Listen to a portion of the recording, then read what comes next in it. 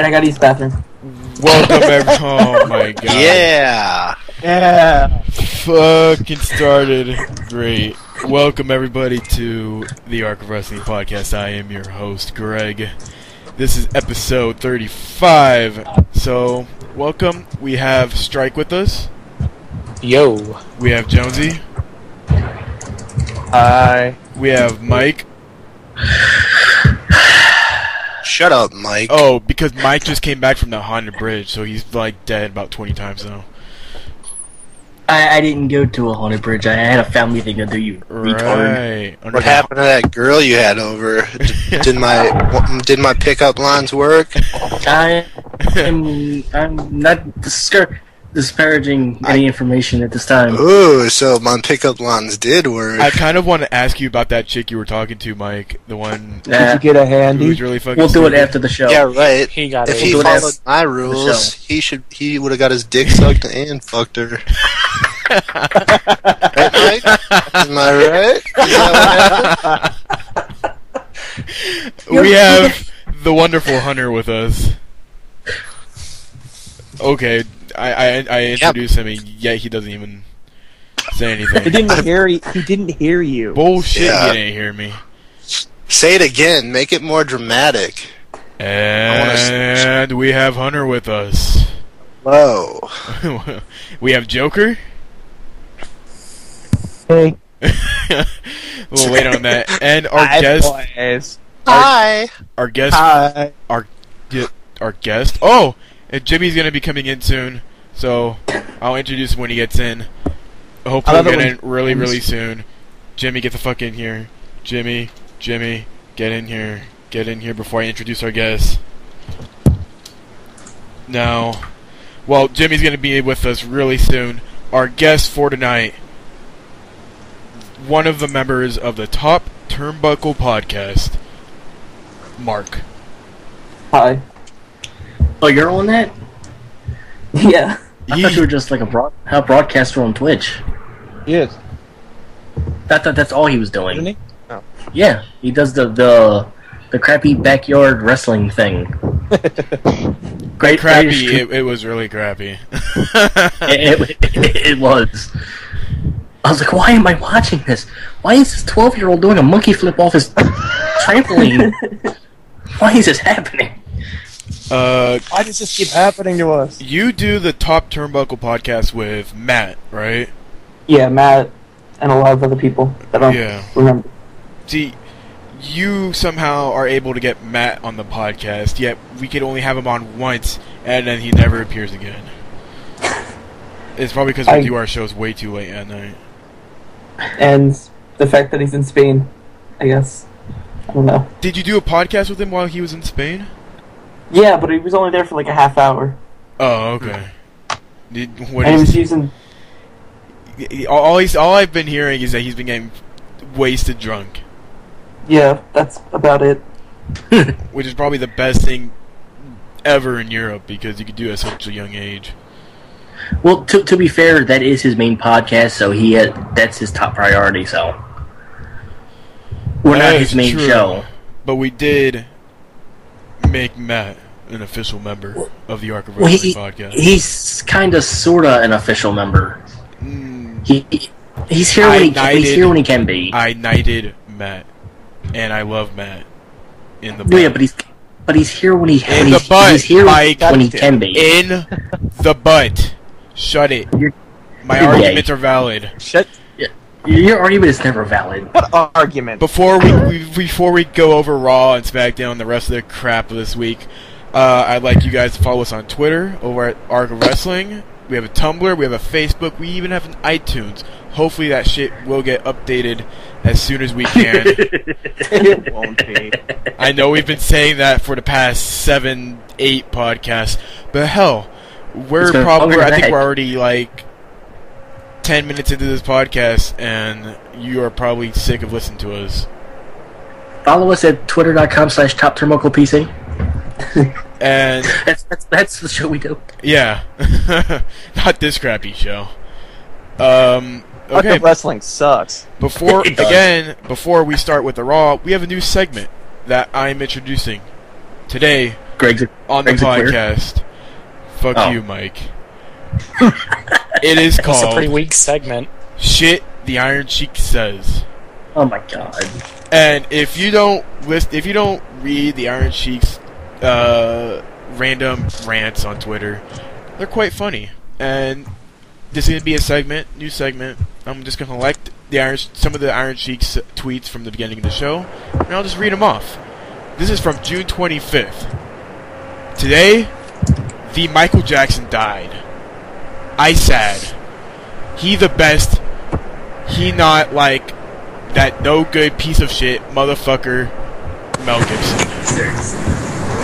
Fuck the Sheik for Iron Sheik for saying that. And welcome everybody. We have Jimmy with us. Say hi, Jimmy. Hello, hello. Greg, I can barely hear you now. Oh god. It's because Jimmy's way too loud. What? I can't hear you over Jimmy. What? Jimmy, you fucked up the entire recording. I hope you. I hope.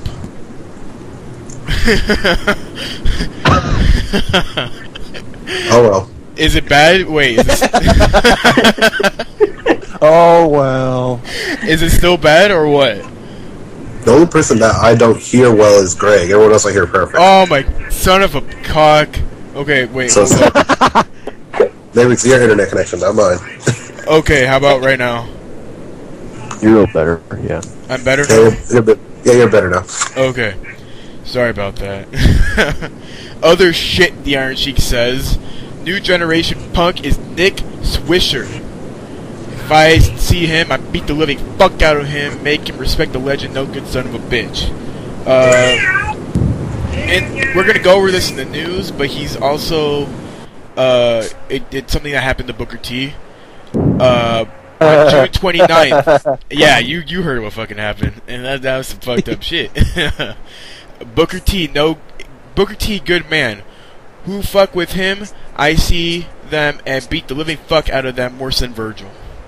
And then July 1st, Hulk Hogan is gay bae bouncer and has Rice crispy balls. Wow. Yeah. So Do they pop in your mouth? I think they do. They do. They snap first, and then they crackle. I think a little bit, and then they pop. Okay, failed joke was fail. Let's start off with Raw, everybody. The Raw Super Show of this week. We start off with AJ monologue at the very beginning of the show. She's apparently talking to Bryan, Punk, and Kane. She tells Bryan they're going to have to drift apart. She says that she loses all inhibitions when she sees Kane and just wants to get wild. And then she goes to Punk and she says she would like them to be soulmates with Punk, but she isn't sure what he's thinking. AJ says it's the best they go their separate ways, as the camera turns into AJ just pretty much standing in front of a couple mirrors. As we head on to the main show, as we start out with a triple threat elimination match. Daniel Bryan versus Kane versus CM Punk. First, I didn't even know it was an elimination match at the beginning of the show. So, I don't think anyone knew. Yeah, I think it almost came to a surprise to everybody that it was. So, what do you guys think of that match? I did not see the match, honestly. I saw half of Raw, so I'm being honest. It was a wonderful match. The ending was somewhat brilliant. Kind of weird. Well, let's go over the ending then. AJ runs in, distracts Kane. Kane continues to watch AJ, and he turns around and gives Punk a chokeslam. But Punk counters the chokeslam, hits him with the GTS, and goes for the 1-2-3. But this allows Bryan to run in, and did he put Punk into submission, or what did he do? Kick in the head. Kick in the head. Yeah. Taking head pin. Yeah, and then it gives Bryan, takes the opportunity to eliminate Punk. Bryan's your winner. Again, I didn't, just like Jimmy, I didn't watch the match. I only saw the last couple minutes of the ending. Strike, what'd you think of this match? It's starting to wear on me a little bit, because we're seeing Punk and Bryan in every single match together. Here's the question. They're running out of stuff they can do, really.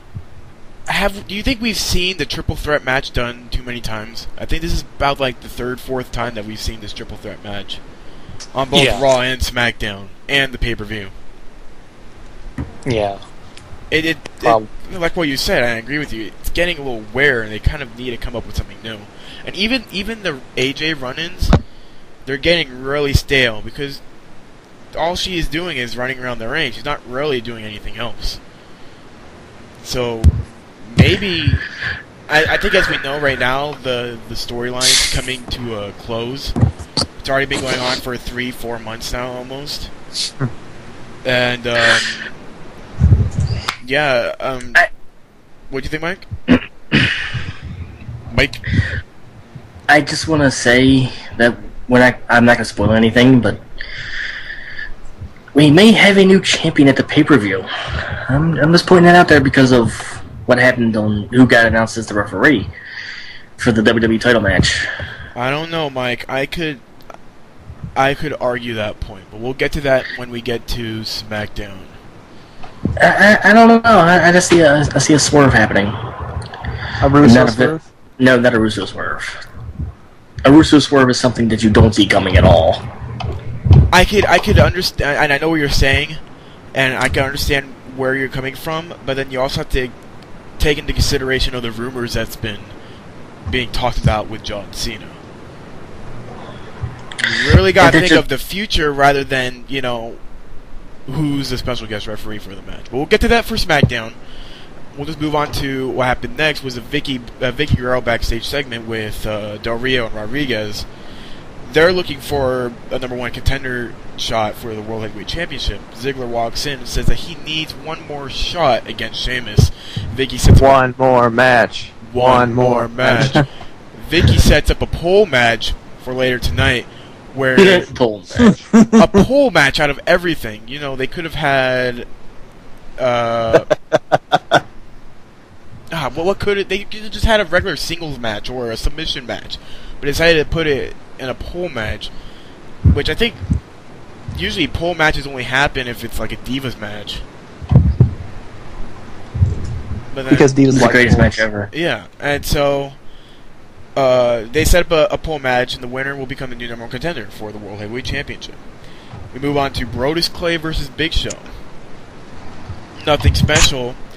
Big Show worked on Brodus Clay's knee throughout the entire match, and Clay, after Clay gets beat up for like 5 minutes straight, he reverses Big Show, sets him up for a scoop slam, but falls under Big Show's weight because of his knee, and Big Show wins. So Clay's looks like he's going to be selling a knee injury for the next couple of weeks.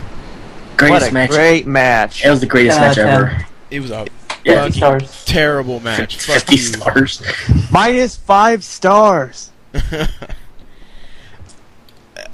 I don't know, I'm pretty sure this ended Brodus Clay's undefeated streak.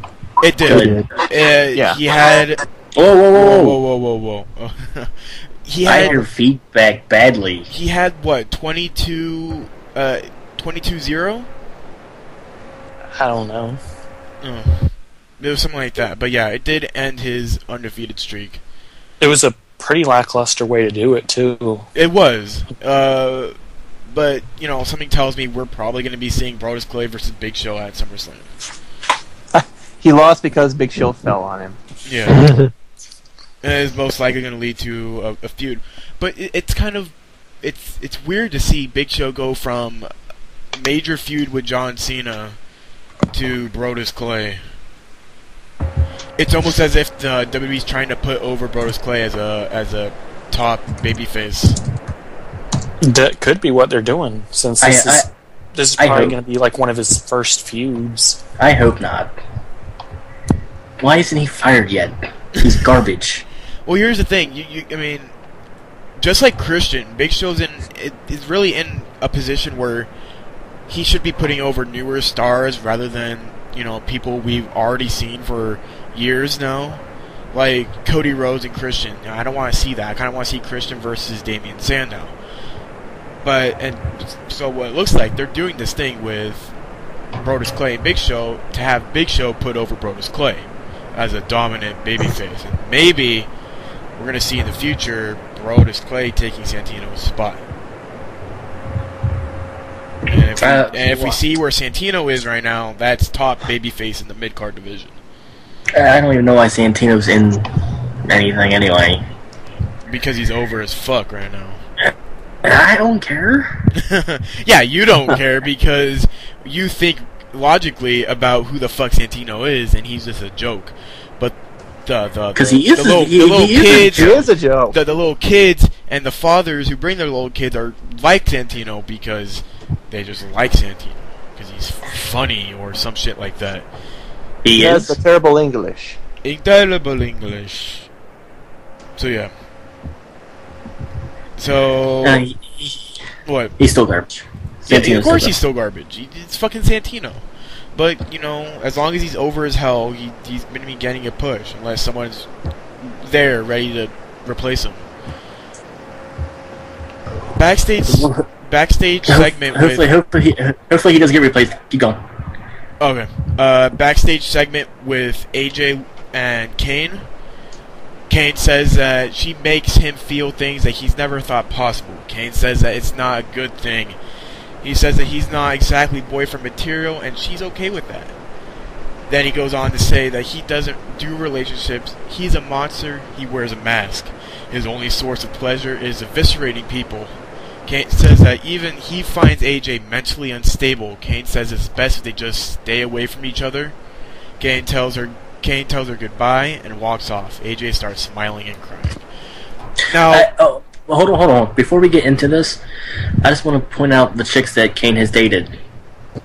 Tori, not Tori Wilson. Tori with one R. Yeah. Tori, Lita. Who else did he date? Or was that it? No. They did a list. They did a list on WWE.com of girls Kane dated. Let me get that list right now. But you know, Katie Vick. Well, okay, fine, whatever. I don't know. I had a lot of criticism when this promo, because when they brought Kane back with the mask, he had a top card feud with John Cena. That, you know, that was that headline one of the pay-per-views. I forget which pay-per-view it was. Was it? It was Elimination Chamber. Elimination Chamber, yeah. So you build him up as this demonic, you know, evil monster, and he shouldn't, you know, who electrocutes testicles. Yeah, and then you bring in AJ, and I'm fine with AJ, but he starts talking like a regular person. You know, that promo alone just made him look normal. Like, he was just wearing the mask because it's a mask, not like he's wearing the mask because it symbolizes the pain and agony that he went through 20 years ago. I just want to point out that he also tombstoned Linda McMahon on the stage. If nobody remembers that. Yeah, I do. Yeah. So. Okay, here it is. Former Flames. Tori, Terry Runnels, Leah. When did he date her? When did he date Terry Reynolds? I don't know. I don't remember that. But they kissed and all that before. That's what it says. Maybe you can look it up. Lita, Lillian Oh wait, no. We all know that. Kelly. He's talked to Kelly for a while. It's not dating her though. That's a stalking. And she came out to the ring with him a couple times. She did? Yeah. Who? When? When was that? A while ago. I don't remember Kelly doing that. Remember he was supposed to issue an apology to Kelly and all that? No. Here, I'll post that's the article WWE posted. I don't recognize any of that ever happening to me. I remember the Terry Runnels, and I remember him, stalking and walking out with Kelly Kelly. I don't remember her. I don't remember that. Who's Kelly Kelly? The thing with Terry Runnels was like back in 97. I want to say he was. I think he debuted in 98. He debuted in 97. Oh. Yeah, But- Drake. He didn't develop a human emotion until he teamed with X-Pac. That's when he became human, quote unquote. But I don't remember him messing around with Kelly Kelly. he didn't kiss or hump on Kelly Kelly, but he did. He did stalk her and follow her everywhere. And I don't call that being a flame though. I just call that being creepy. That's all I see at that. I don't know. But again, back to the promo. Yeah, I just found so many things wrong with that promo. How they made Kane. It was obviously just a way to get Kane away from AJ because, they threw in Kane because obviously Vince McMahon didn't want Bryan versus Punk for 3 pay-per-views in a row. So they threw in Kane to, somehow even it out. Yeah. I don't even remember Raw, so you're gonna have to go through it. You don't remember Raw? Okay. No. I kind of wasn't really into Raw last week, Okay. so you're gonna have to lead it. Well, You're gonna have to lead it this week. we'll move on then. WWE United States title match: Jack Swagger versus Santino Marella. Poor Jack Swagger. Oh, this I watched. This I cried. Poor Jack Swagger. He's Did you never see what gonna they- catch a break.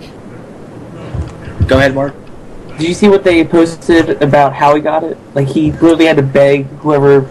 Who was the GM this week? It was Vicky Guerrero. Oh yeah, he had to beg Vicky for the title match. So yeah, Yeah, it was a title match. Yeah, but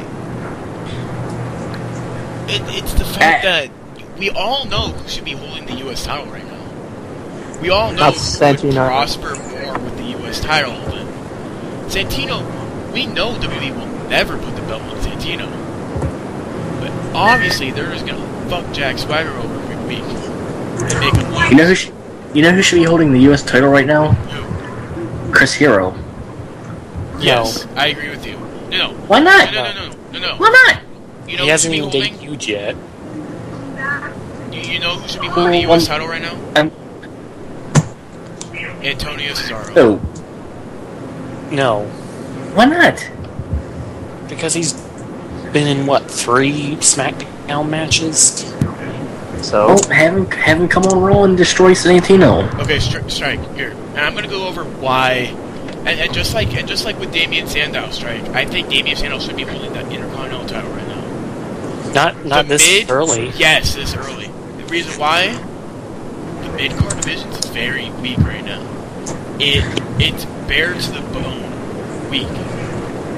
And to even think about Santino being the top babyface in the mid-card division makes everybody pissed off because he shouldn't even be near the top of anything. Low card to low mid-card. That's what he should be. But the fact that he's been holding the U.S. title longer than even WWE expected him to hold it pisses people more off.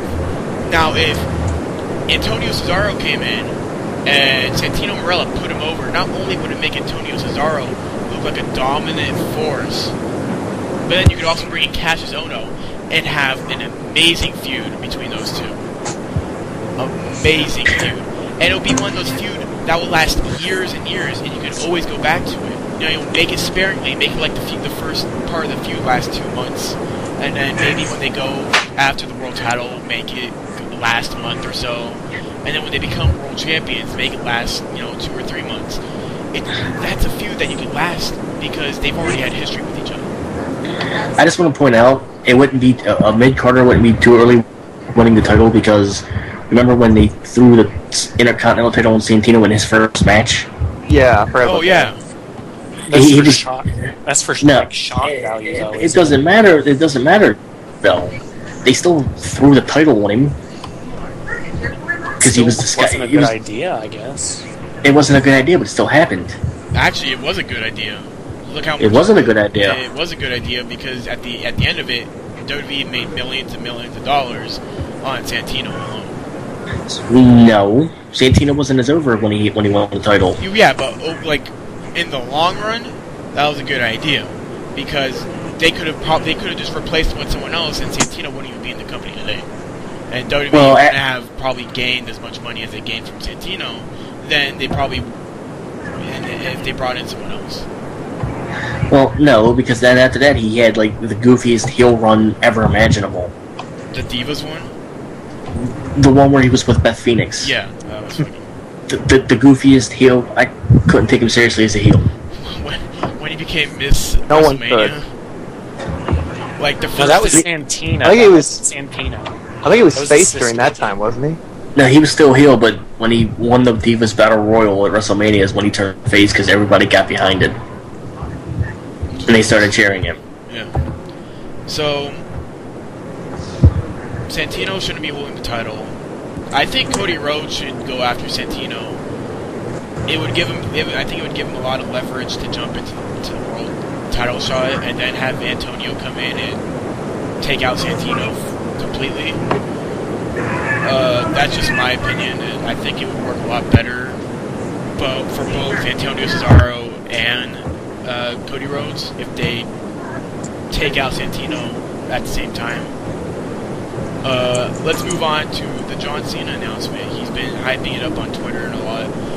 So John Cena comes out, recounting all the events of his feud with John Cornelius, using the original Star Wars trilogy as the base of the story. He's calling Big Show Vader, and himself John Cena Walker or something like that. When he's ready to make the announcement, the lights turn off, Jericho walks out. Jericho tells him to shut up and make his decision, or make his announcement. Cena says to... Fuck you. Cena says to stop Big Show from winning the Money in the Bank. He's putting himself into the match for the first time ever.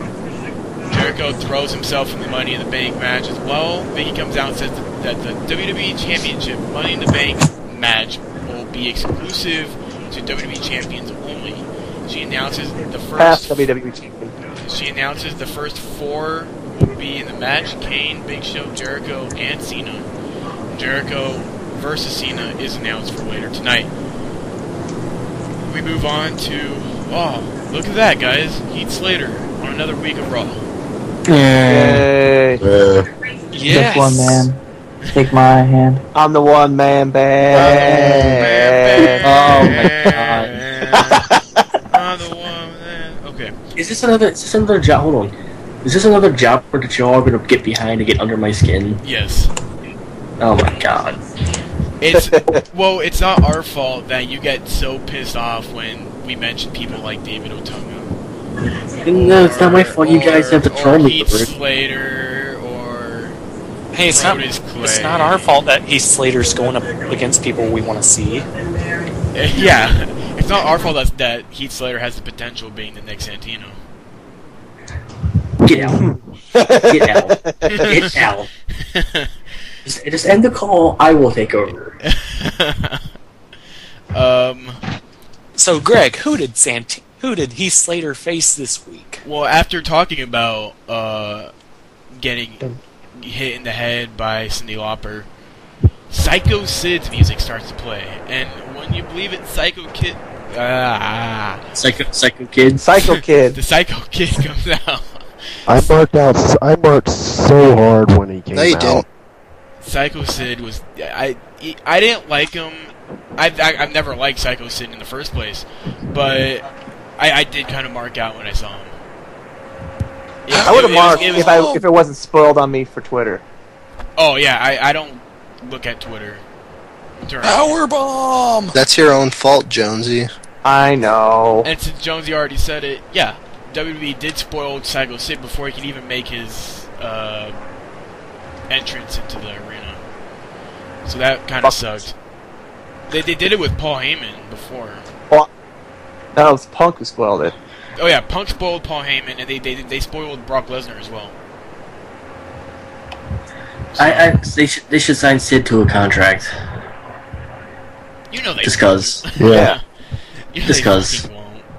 A Legends contract. He was really stale. You stop hating on Sid. You alright there? Yeah. He didn't I was sell. so tongue-tied. He didn't sell any move. Heath Slater, like, I think Heath Who Slater would- drop kicked him in the face, and Sid just kind of like, oh, I'm Sid. He's a psycho. What is he supposed to do? Let's be honest. His Who really wants to sell any kind of offense that Heath Slater does? Hey. I would. I mean, what Wouldn't do you want Sid to you? do? Break his leg against Slater or something? Oh, man, that's Yeah, he was kicking the leg, wasn't he? That would have sucked if he kicked him in the leg and his leg just snapped. snapped in like 8 different Like, positions. Yeah, like his leg just turns and Sid no sells it. And Sid just sits there and no sells it. He tries to get up and his legs all wobbly. Yeah, he gets up, he pulls his leg off, just starts hitting him against Slater's head. Surprise! A wooden leg. Fucking die! He's like so One-legged pumped up. powerbomb. He's like so pumped up from the adrenaline, he doesn't feel anything. Like he could get shot in the face and he wouldn't feel it because he's so intense. No, he's so I am the intense. best. He's so intense, he just regrows a new leg. Like a fucking lizard. Just comes right out. He pounds his chest When did he snap his leg? When was that? in 2001. Okay. He pounds his chest twice and the other leg just instantly grows. Ugh. It was so fucking disgusting to see. I've seen the What? clip, so. It still, As it still Strike- gives me chills. As I Strike should did said, that video again. No, fuck, don't Strike post that said- fucking video. as Strike said, it's the greatest heel turn in history.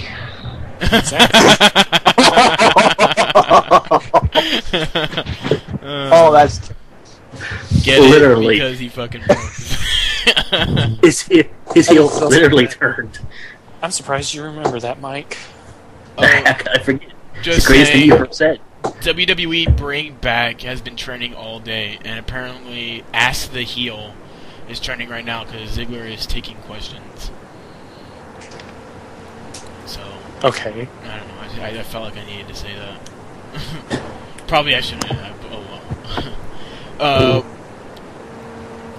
Punk versus Bryan. Oh no, number one contender match, the pool match, Alberto Del Rio versus Dolph Ziggler. Now, during the match, the contract falls off the pole. I'm not sure if that was supposed to happen, or they were just so fucking stupid that they dropped it. But the contract falls. Both men have trouble getting their hands on the contract. They keep on fumbling and all that shit. After 5 minutes of watching both of them pathetically trying to get their hands on the contract, Shemek walks out with a big smile on his face and says that there's going to be a triple threat match on SmackDown for the World Heavyweight Championship. So, expect that for SmackDown. Punk versus Bryan. Yay! Now, when we come back, Punk versus Bryan is announced for the WWE title match at Money in the Bank. So, Yay! Yay. Mike's gonna get his perfect indie match again. Dude. Stop! Why do you hate on me for liking the indies so much? We don't hate you. We like saying that because you get so pissed off. I'm not Pull getting out. yourself out. You just get your for the panties in a indies. bunch. I don't like the I'm indies that much. I'm not mad. Fuck. I'm not mad. I'm not mad, bro. Are you, Mike? Are you? No, the only time I get irritated is when I'm trying to do the news and you guys. yeah, sit there Mike's and kind of sigh. mad right now. I'm not mad. You a little butthurt, Mike? Frustrated? Mike, Yeah, kind of yes. butthurt? Yes, I'm extremely butthurt. Is that what you wanted to I hear? knew it. I Is knew that it. what you wanted to hear? Okay. I did want to hear it. CM gay. Punk is backstage with AJ. Punk is backstage when AJ walks up. She wants to make it up. She wants to make it up to Punk for his loss earlier. She said she's going to dedicate her match tonight to Punk. The Divas Battle Royal. Punk says maybe later they can sit down and have a serious talk about what's been going on between them. She says that she says she's been open to talking to the. She says she's open to taking it to the next level and walks off. Then we go to the Beach Battle Royal. Now, the differences between a Bikini Battle Royal a couple years back and a Bikini Battle Royal to today is that back then the girls would strip their robes off and show off their bikinis, but now in today's you can have a Bikini Battle Royal, yet they're just not allowed to show them stripping off the bikini. Unless it's Vicky Guerrero. We want stripping. Unless it's Vicky Guerrero, who just strips off her one-piece bikini suit. In the match, we have Beth Phoenix, Ixana, AJ Lee, Maxine, Rosa Mendez, Alicia Fox, WWE Divas Champion, Layla, Caitlyn, Tamina, Snuka, and Natalia with Vicky Guerrero. Now, let's go down to the last 3 women who were in the ring near the end of this match. AJ, Layla, Vicky. Now, if you want to know who is more over in this company, or who WWE rates their top divas... Did you say WWE rapes? Did you say WWE rapes their top divas? No, not rapes. Rates. Greg does the raping. If you ask like Vince McMahon to rate their top 3 divas by order of elimination, number 3 Layla, number 2 Vicky, number 1 AJ, because AJ won the Divas Battle Royal. What'd you guys think of that? It was the worst thing ever. Oh, how could you say that? Why is AJ so skinny? Why is AJ so over? Why is she? You can see her bones. Greg was staring at her ass the entire time. I was staring at everything, not just her ass. But her ass did come into frame a couple times. So did you go back and watch the replay on the internet and record that clip and use it as a GIF? I've been watching the GIF that's been going around the internet. Oh my god! It repeats for me. Oh my god! Wally's masturbating. Oh yeah. So pretty much what happens is AJ eliminates Layla after Layla tries to go after Vicky. Vicky tries to eliminate AJ, but AJ like kind of shoves Vicky out of the ring. Like Vicky just kind of rolls out of the ring. And even it was awesome. Here, let me point this out because I really never get to talk divas on this show because all of the crap is horrible. I don't care if anybody who listens to this gets on me about it because I never really say this, but it was horrible. I just want to say, if AJ beats Layla for the title, say SummerSlam, I would actually be excited for this because it's not somebody who keeps constantly repeating, who's constantly recycled in the title division. Wait, what'd you say? It's always bad. Lagged out. What happened? I lagged out. You're fine. You said something, but it kind of... You kind of lagged out when you said it. So say it again. Can you... I said, if AJ ends up winning the title at SummerSlam, I would actually be kind of excited for it because there hasn't been a different challenger since who knows when. Oh yeah, definitely. I mean, I think overall, if AJ wins, it should be a wake-up call to all of booking and even Vince McMahon of where their divas should be. Out of all the divas, AJ has taken what she was given, a storyline between the world champions, and just took it to the moon. They probably told AJ,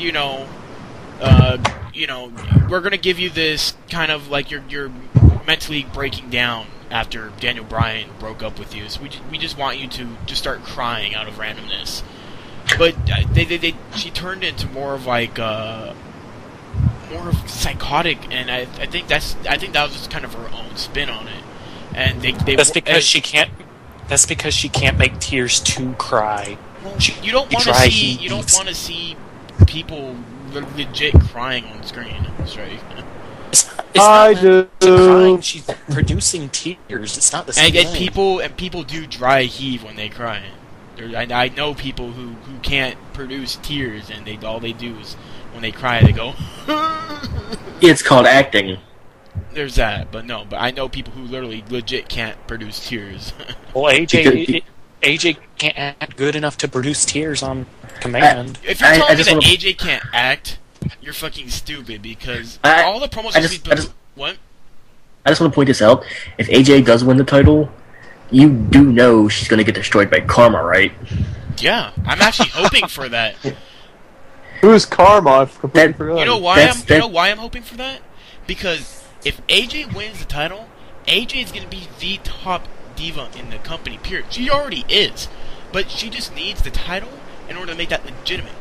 Now, if she's the top babyface in the Divas division, having Karma in and destroying AJ would solidify Karma as a just plain out evil, diva.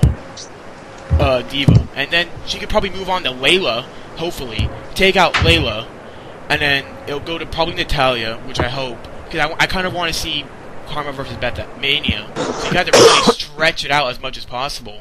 So kind of have Natalya, Caitlyn, and Tamina go at Karma for a little bit, and then when it goes to WrestleMania, you have Beth versus Karma, and then you just kind of bring in AJ again, and have Beth versus AJ. That'd be another great run with AJ.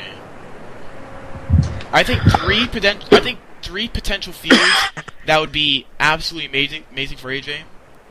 AJ versus Beth, AJ versus Natalya, and AJ versus Tamina. No. What? AJ versus Kelly. Fuck you. No. Literally, fuck you. I hope Kelly is serious about not re-signing with WWE. Because if she doesn't re-sign, hopefully Playboy will go after her. Because that's all that's all she could do. Is strip naked. Oh my god. Okay. Boobies. So AJ did win the Battle Royal. As we go on to the last match of the night, Chris Jericho versus John Cena. I didn't see this match. I didn't care much for it. I mean, I cared that Jericho was in the match, but I didn't. Greg. What? We can't hear. Your mic is going haywire. My mic is going haywire. How is my mic going haywire? Pretty much, basically, it's not. What? Hello. Basically, you were talking, and it sounded like you were speeding up. Hello. What the fuck? Okay. Hello. Okay. This is what's gonna happen. We're gonna be taking a quick break. When we get back, we'll finish Raw. We'll start with NXT, and then we'll move on to SmackDown and TNA and the rest of the crap we have to go over. So we will be right back, everybody. We're taking a pause. And we're back, everybody. Sorry for that small interruption. We're gonna finish up Raw right now. We're at the last match. We have Chris Jericho versus John Cena. Like I said before we took that break, I didn't watch the match. So what'd you guys think of it? Didn't Big Show come out at the end and knock out Cena? Yeah. Well, no. What happened was he hit his music and he came out. Then what happened was Jericho put him in the walls of Jericho. Big Show got into the ring and did a leg drop on the back of Cena's head. That called for the rest of the call for a disqualification. And after the match, Big Show put Cena in a camel clutch. And then that was the end of the show. Jericho just walked away. So why did Big Show bring back the camel clutch? He's always had the camel clutch. No, he's only used it as a heel the past couple of years. Go ahead, Mark. He only uses it when he's heel, and it's probably the worst submission hold I've ever seen. Yeah. I disagree. I've seen worse submissions. STF. It's only worse because Cena does it. I'm just pointing it So out. much hate for Cena. I don't care. I have legit reasons for hating Cena, okay? What's And your, it's not because what's your legit reason? And it's not because he cheated. And it's not Like, because did he you screw cheated. your mother? No, but I screwed yours. Oh. Ayo. Oh. Oh shit. Oh. Are you butthurt? Not really, no. Okay. Are you Okay. anally frustrated? Am I what? Anally frustrated. Anally frustrated. Does your butthole No, hurt? not really. Okay. Is your butthole on Is there fire? in Is your your anal butthole like irritated? Like, is there a rash or? Oh, come on. Greg? What's the interest with my butthole?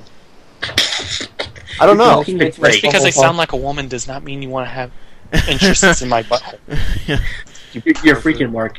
Greg, you're freaking Mark out. Calm down. He said it's too much butthole talk for his I liking. warned him what he was going to be coming into when he joined this call. You're right. I was warned.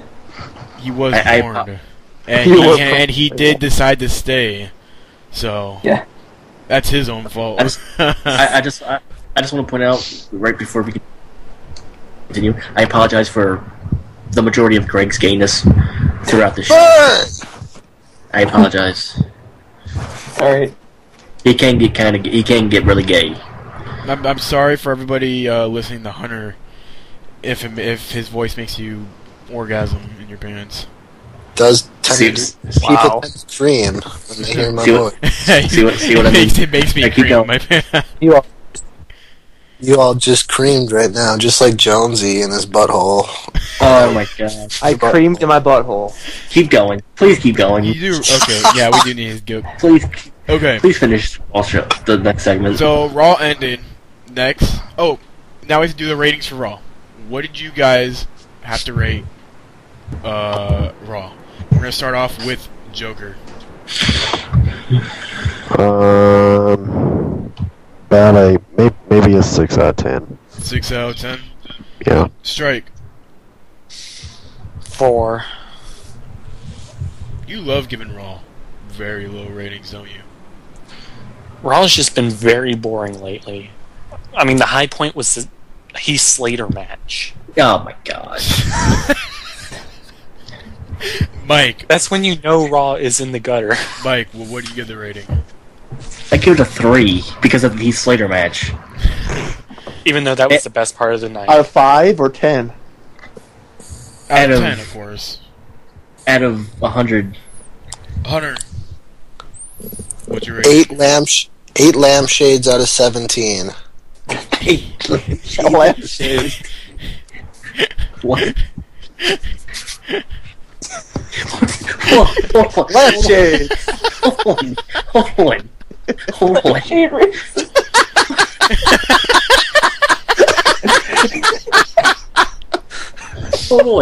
on. Hey, where did you come up with this?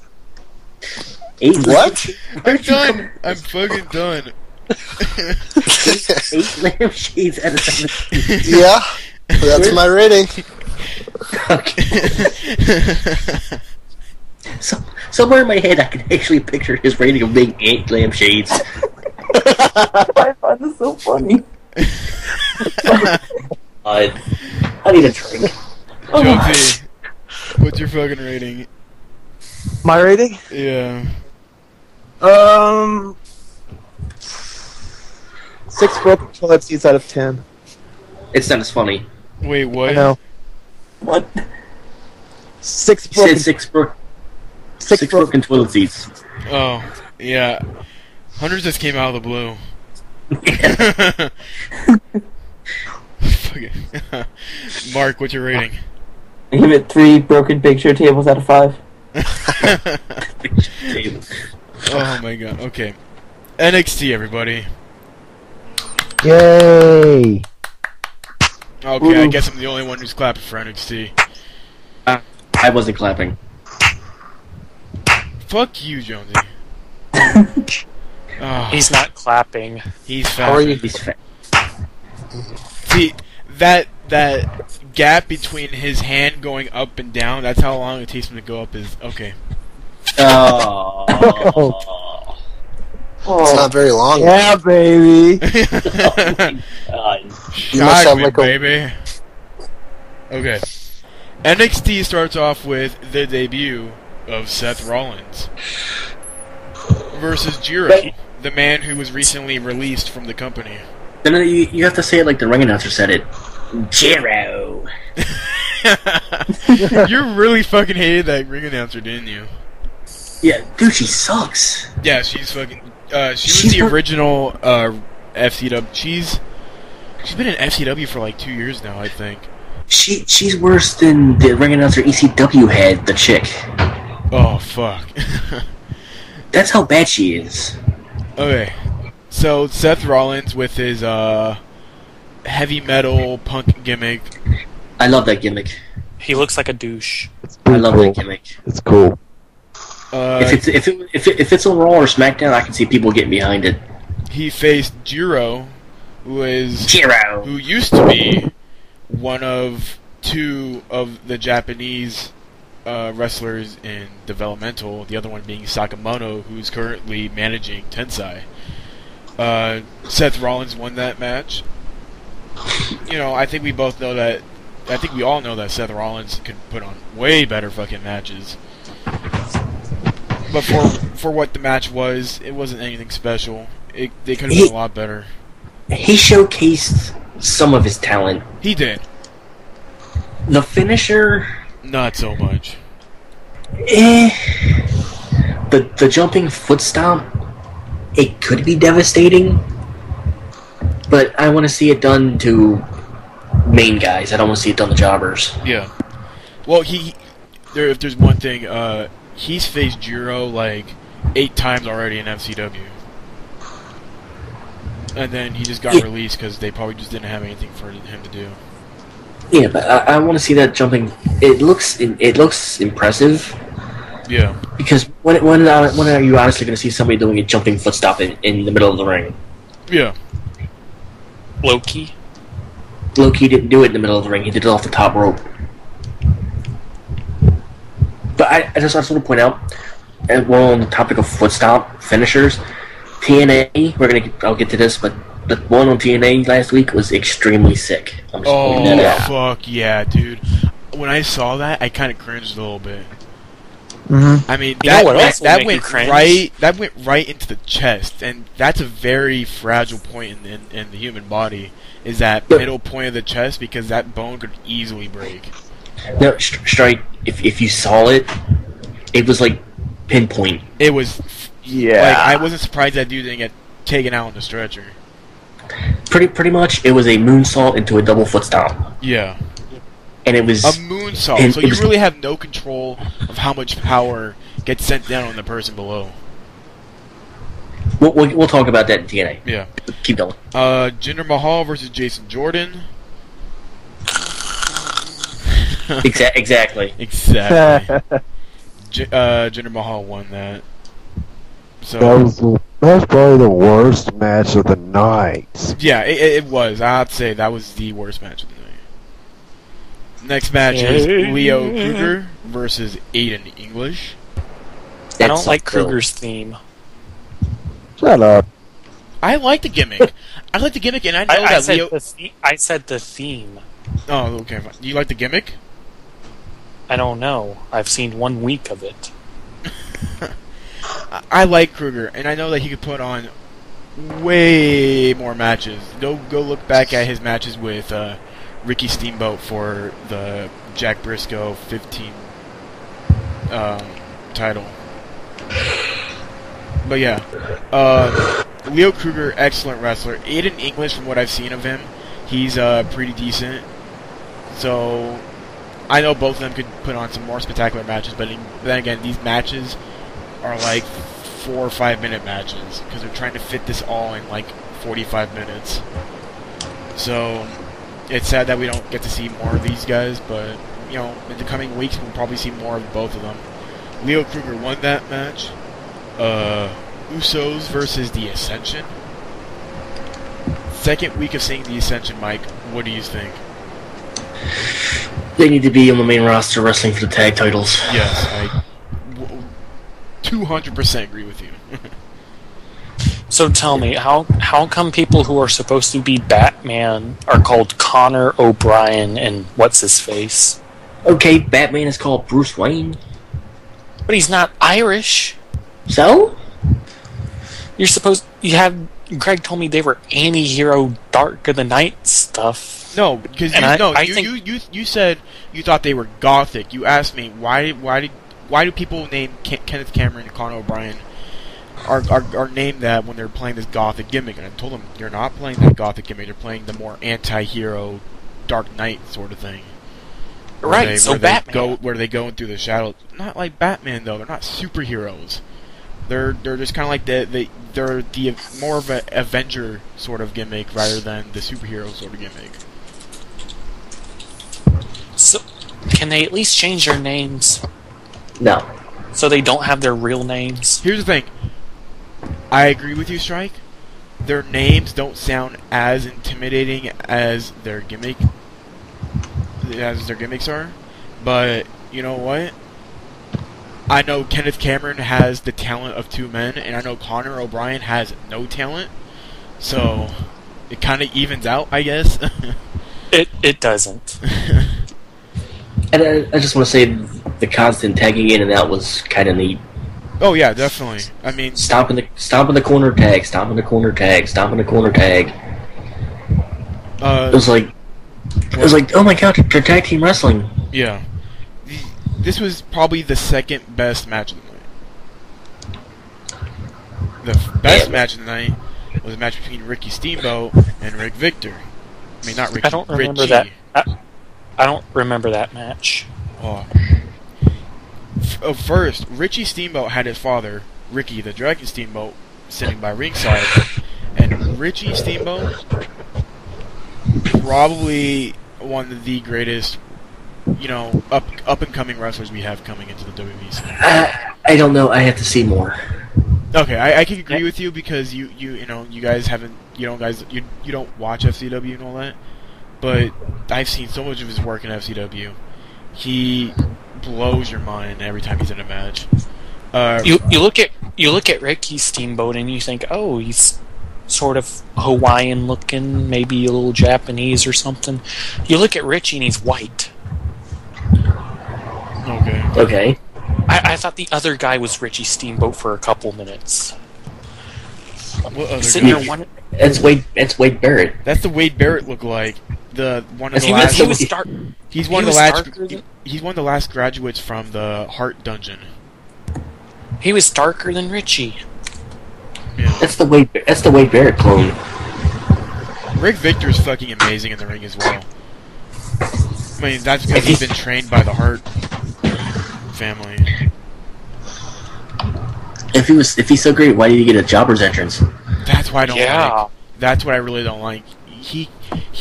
Rick Victor has so much potential. Like he's one of the ones that I really hate that WWE's not treating correctly. And I hope that he goes out and he proves himself to everybody. Next match, Antonio Cesaro versus Dante Dash. Joker, you said when you watched this match that Dante Dash was huge. Yeah.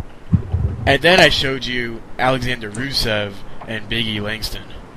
Yeah. Who's bigger Out of those three? I'd probably say Langston. Yeah, Langston's huge, and he had a couple tryout matches right before SmackDown a couple times, I believe. So who knows? We may see him coming in soon. Somebody got shot. Oh shit. Sorry, that was my computer. Why'd you shoot your computer? I was playing a game.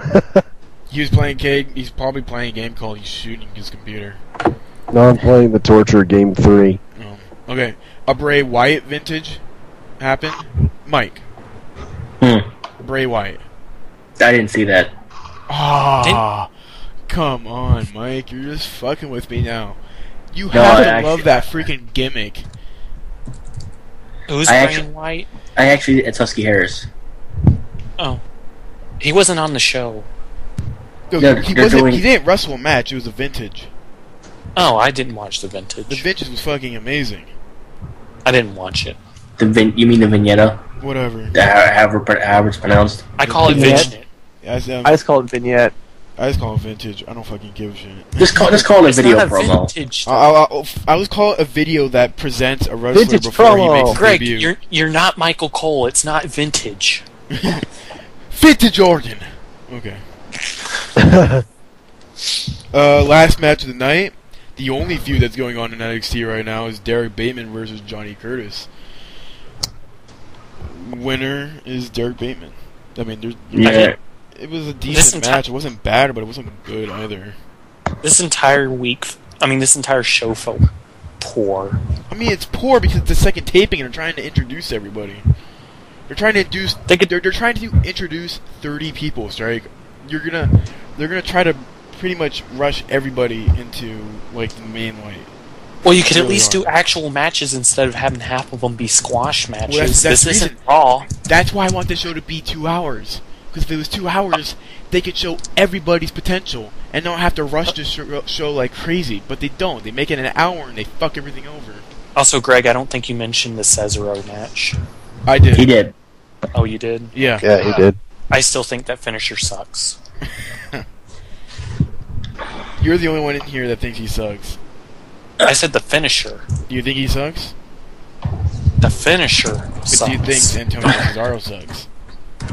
I haven't seen him in anything but squash matches. How am I supposed to? I just want to point out, how does it suck? It just looks so low impact. It's like a what's I mean, the The the Styles name? Clash looks more effective. what is the name of the pile driver where he hooks the hands between the legs? What's the name of it again? The cradle pile driver. It reminds me of a mix between the cradle pile driver and the Styles Clash. But he just needs to put more momentum into it or something. He just sort of almost falls forward. Well, how about if he just does impact to his knees, drops on his knees and does impact that way? You mean like a cradle pile driver? Yeah, but instead of landing on his legs, he lands on his knees. Would that work? I'm trying to picture that. he just picks him up like he's going to do a pile driver, but he lands on his knees instead like a tombstone.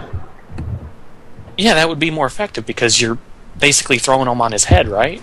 Yeah. Right. That would look more impactful. Instead, he's just sort of falling forward with him. I love the finisher. I don't. Okay. That was NXT. We're not gonna Yay. grade it because I don't fuck. SmackDown. -5 stars. SmackDown. Who watched SmackDown? Joker? I did. I did. I Yeah, did. I missed it. Strike? I did. Mike? I watched it. I didn't. Hunter? Oh wait, he's not Working. here. Oh, he's Mark, did you watch SmackDown? Yeah, I watched it. Nice. Okay, because we open up SmackDown with AJ Lee versus Layla. I didn't When was watch the the Yeah. match. when was the last time a Divas match opened up an episode of Raw or SmackDown? God knows when.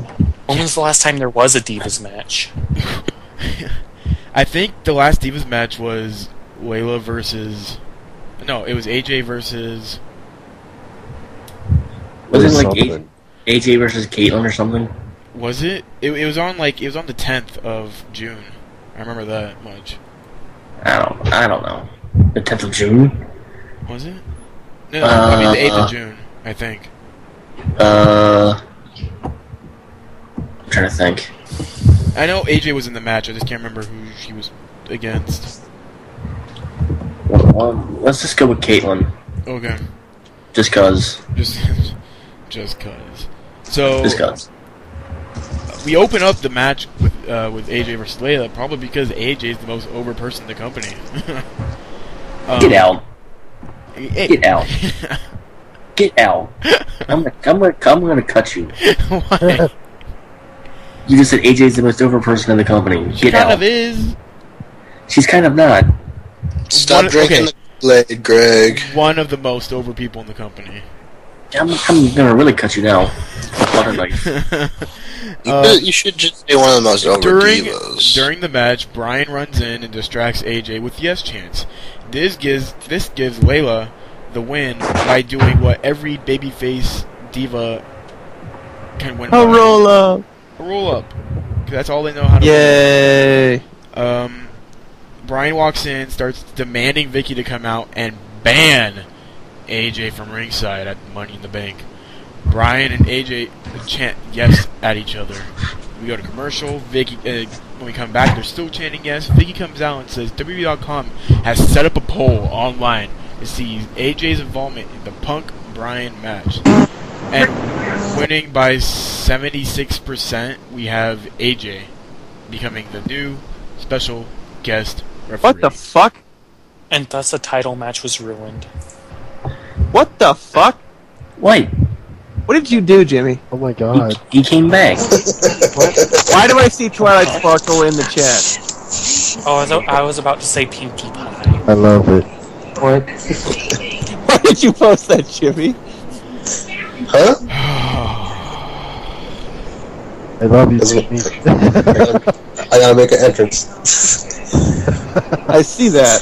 Okay, Strike. I want you to explain why the match was ruined.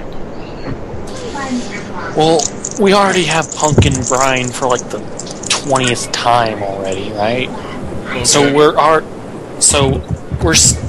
getting to that point where it's getting sort of repetitive, like Kofi Ziggler, you know. Okay. It's just like, yeah, they can put on a solid match, but I want to see something else.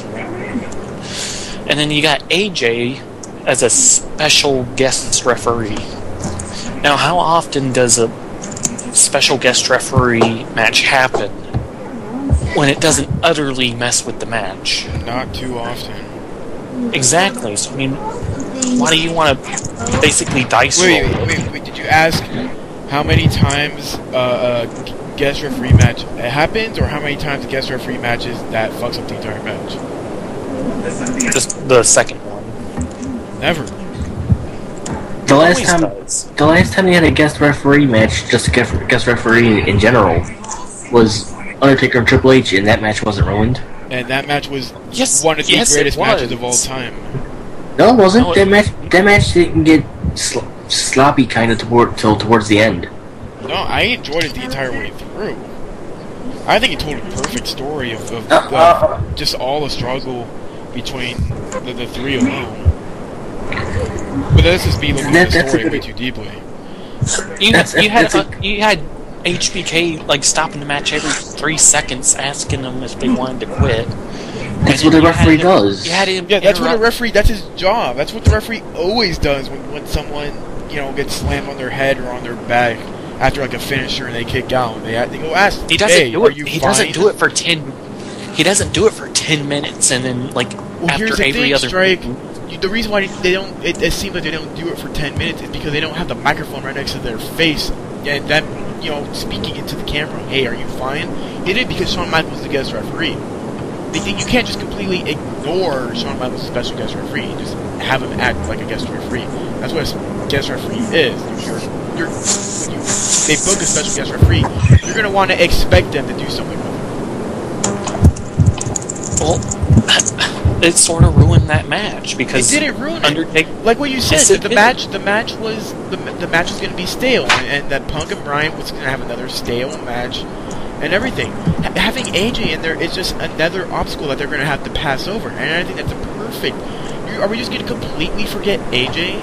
Do you just want her to do another random run-in into the match like she's been doing over the past couple months?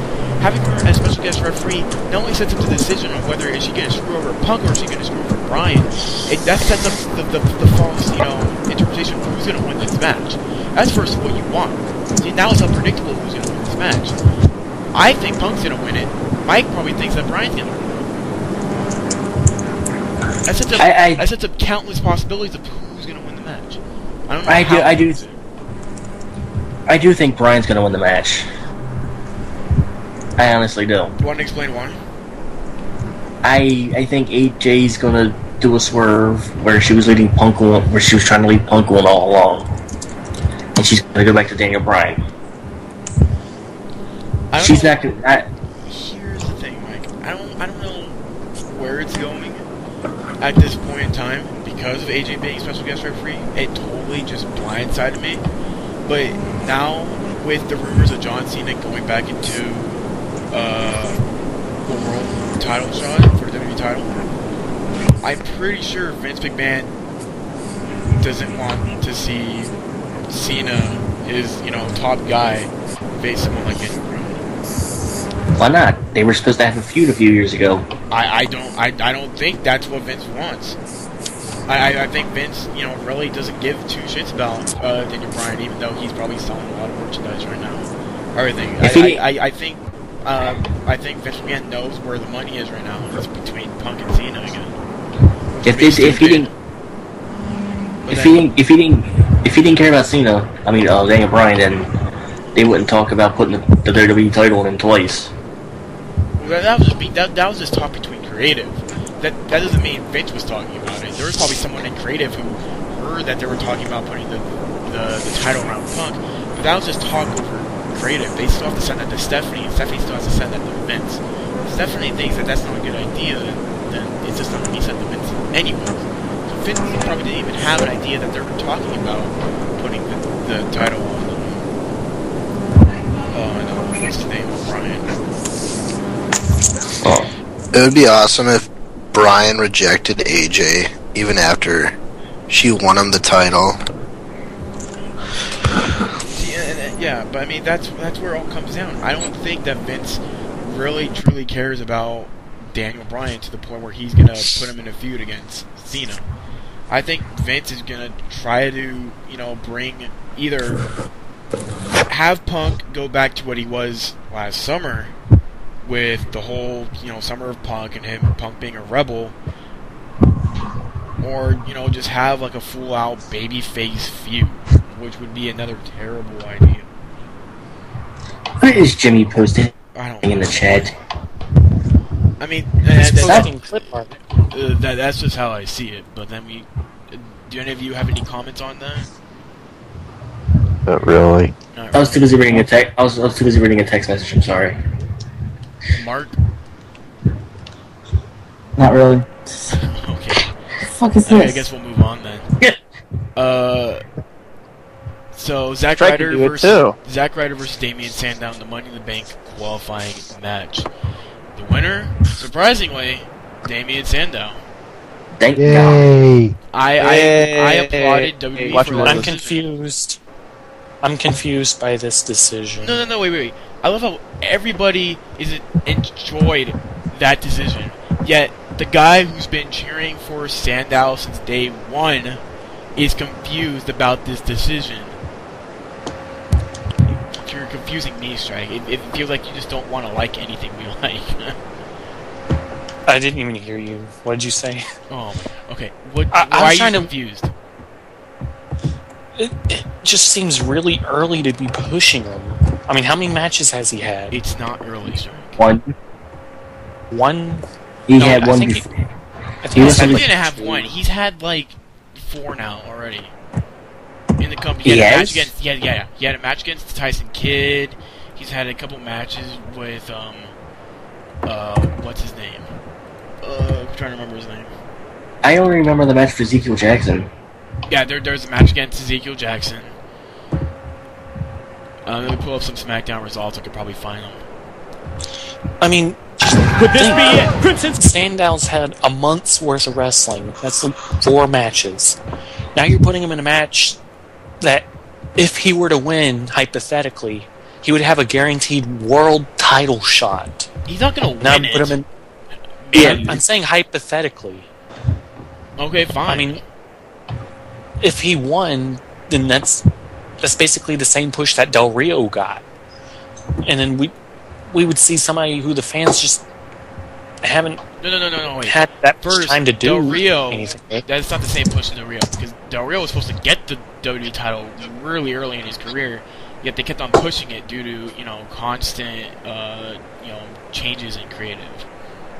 No, he was supposed to get the WWE title, but they kept pushing it because of CM Punk. They didn't know what they wanted to do with CM Punk. Oh.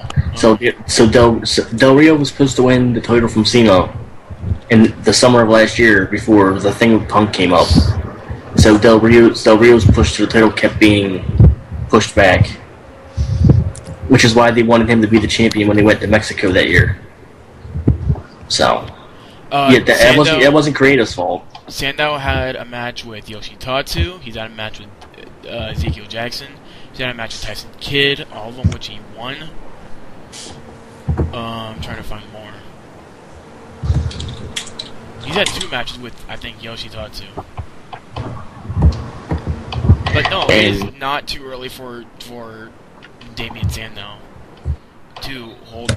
I think it's too early for him to hold the world title, but it's not too early for him to hold something like the U.S. title or Intercontinental title. It's really not, and it'd be easier. I think throwing a title on them would be easier to get him a better push rather than just let him sit there for a while. So yeah, we'll move on then. Michael Cole mentions that Charlie Sheen will be the social media ambassador for our 1000th episode of Raw. Actually, this was announced Monday. Yeah, it was announced on Raw. I couldn't remember where it was. On their website. It was on their website? Yeah. Charlie Sheen. They were like, we have a social ambassador. Check out our website to see who it is. Oh. And then I said, by the way, it's Charlie Sheen. So, and y'all are like, oh, cool. We'll talk about it more in the news because it's more of a news topic. Tyson Kidd versus Jack Swagger in the Money in the Bank qualifying match. Oh man. Poor Swagger. Poor Swagger. Yay, Tyson Kidd. Can you give me a can someone make me a shirt that says "Poor Swagger"? Poor no Swagger. Swaggy time for him. No Swaggy time for us. And then on that shirt have that picture of Jack Swagger with his like hand over his head with like a sad face on. Yeah, that'll be perfect. Yeah, Tyson Kidd's a part of the Money in the Bank match for the World Heavyweight Championship. Surprisingly, because first he's Tyson not even Kidd, on SmackDown consistently. Yeah, first Tyson Kidd wrestles on Superstars for a couple weeks. Then he becomes in the main feud on NXT. Then he becomes in a tag team with Justin Gabriel, which ends abruptly because Justin Gabriel injured himself. Then he goes back to NXT and faces McGillicuddy in amazing matches. And then he teams back up with Justin Gabriel. But then they just decide to give it to Tyson Kidd for Money in the Bank. It's all just kind of like 1 week. Like Tyson Kidd is in this match to Spot Monkey. Yeah, Spot Monkey. He's there to replace Kofi Kingston. That's the main thing about it. So yeah. Vicky Guerrero's backstage with Dolph. Vicky and Dolph are in the office, and Dolph wonders why Vicky isn't doing more to help him. Vicky says that she's been watched by board directors. Dolph wants Vicky to ban the bro kick and the cross arm breaker. Vicky asks what that means for her, and Dolph yells at Vicky for making it all about her. He tells her to do something about it for him. After 6 years of stealing the show, Vicky slaps Dolph and calms him down. Dolph Is it wants Vicky. 6 years? Yeah, it's been 6 years. Since Dolph Ziggler debuted, or are they counting his Spirit Squad time? They're not. I'm pretty sure. Wait, 12, I'm 11, pretty sure 10, 9, 8, 7, 6. Yeah. Because 2006 was the Spirit Squad. So they are counting his Spirit Squad time. I'm guessing. Okay then. Dolph just wants Vicky with him when he wins the world title slot. And then it just kind of moves on. Santino Marella and Christian versus Cody Rhodes and David Otunga for the Money in the Bank qualifying match. This is what pissed me off because this was just absolute garbage. Absolute garbage. Which match? Santino Marella and Christian versus Cody Rhodes and David Otunga. Oh God. Oh God. I can already tell you who won, and I didn't even see the match. Yeah. You can tell by Marella reaction. and Christian won. Greg, this was the best match of the night. What are you talking about? No. Here's the thing. No. Santino Marella and Christian. I'm not sure if you guys remember who these people are, but they're your United States Intercontinental Champions. and you're gonna put them in a Money in the Bank qualifying match and have them win? Are you fucking mad, good sir? They have belts already. They have belts already. What are they gonna do? Christian's already been. As much as I want. What? Sorry. No, go. Sorry, go ahead. Go. I was just gonna say, as much as I want to see Christian win, he already had a belt, so. Thing is, Christian, I think right now Christian's the only one in this match who's already had past experience with the Money in the Bank match. No one else has been in the Money in the Bank. So, technically right now, they're probably considering Christian as the most qualified to win this match. Yet it's not. Well, he obviously is. Yet it's not going to be him. And it's also not going to be Santino, because if it's Santino, I would quit watching the WWE. No, you won't. Yes, I will. I have certain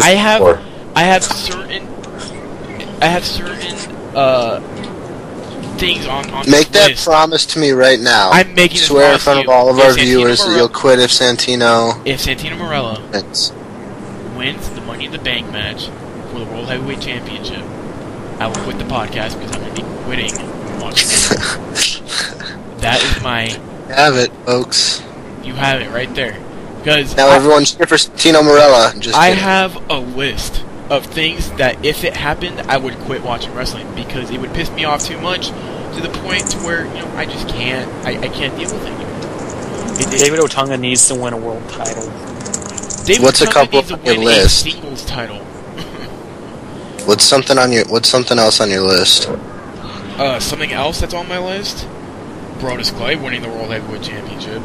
That's one of them. Push him now. Ixana winning the Divas title is another one. Who winning the title? Ixana. She's fucking If terrible. There's no in the chance ring. in hell. If Brodus Clay ever won the WWE title, TNA is my number one company. I would watch Actually, TNA constantly. how often has Oksana wrestled?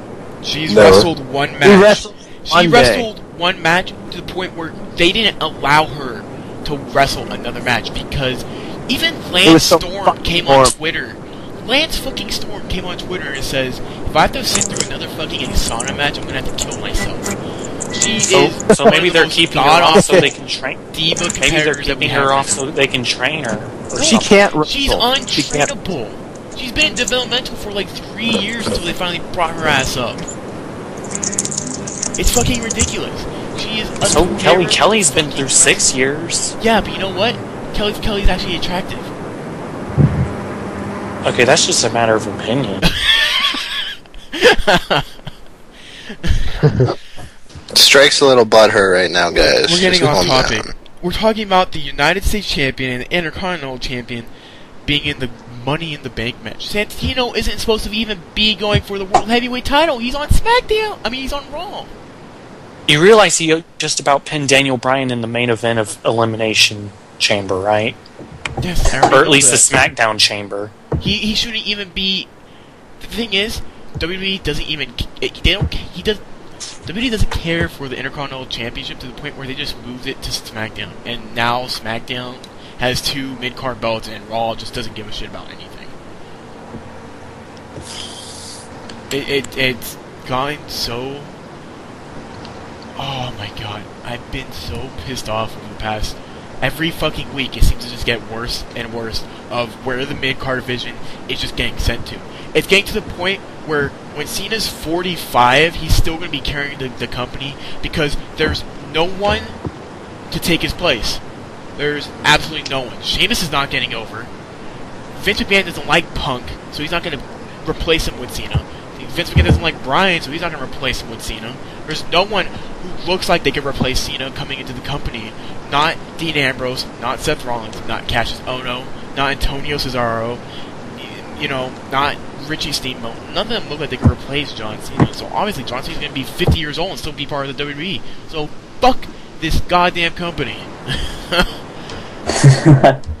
Jesus Christ.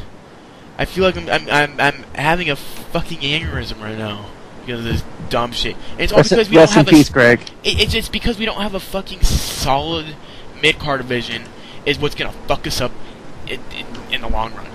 If we don't have a solid mid-card division in coming months, we're fucked by WrestleMania.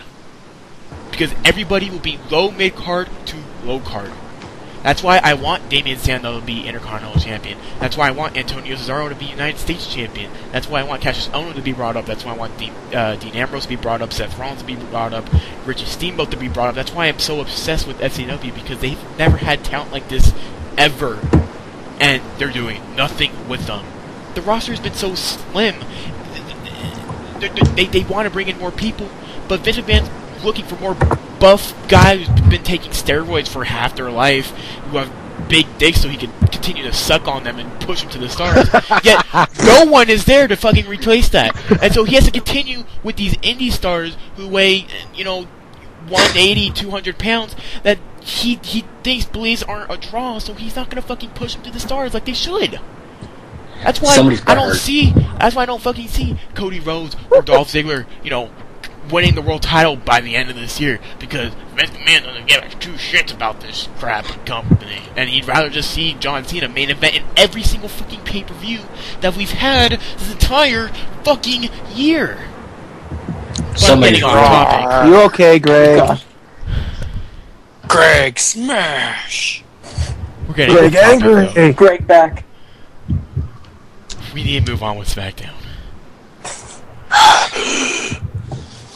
Are you okay, Greg? AJ is in a backstage segment with Daniel Bryan.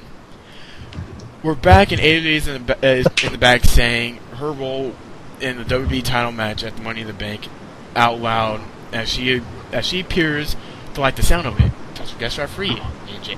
And Daniel Bryan comes up and says that he's been looking for her. He apologizes for distracting AJ and costing her the match.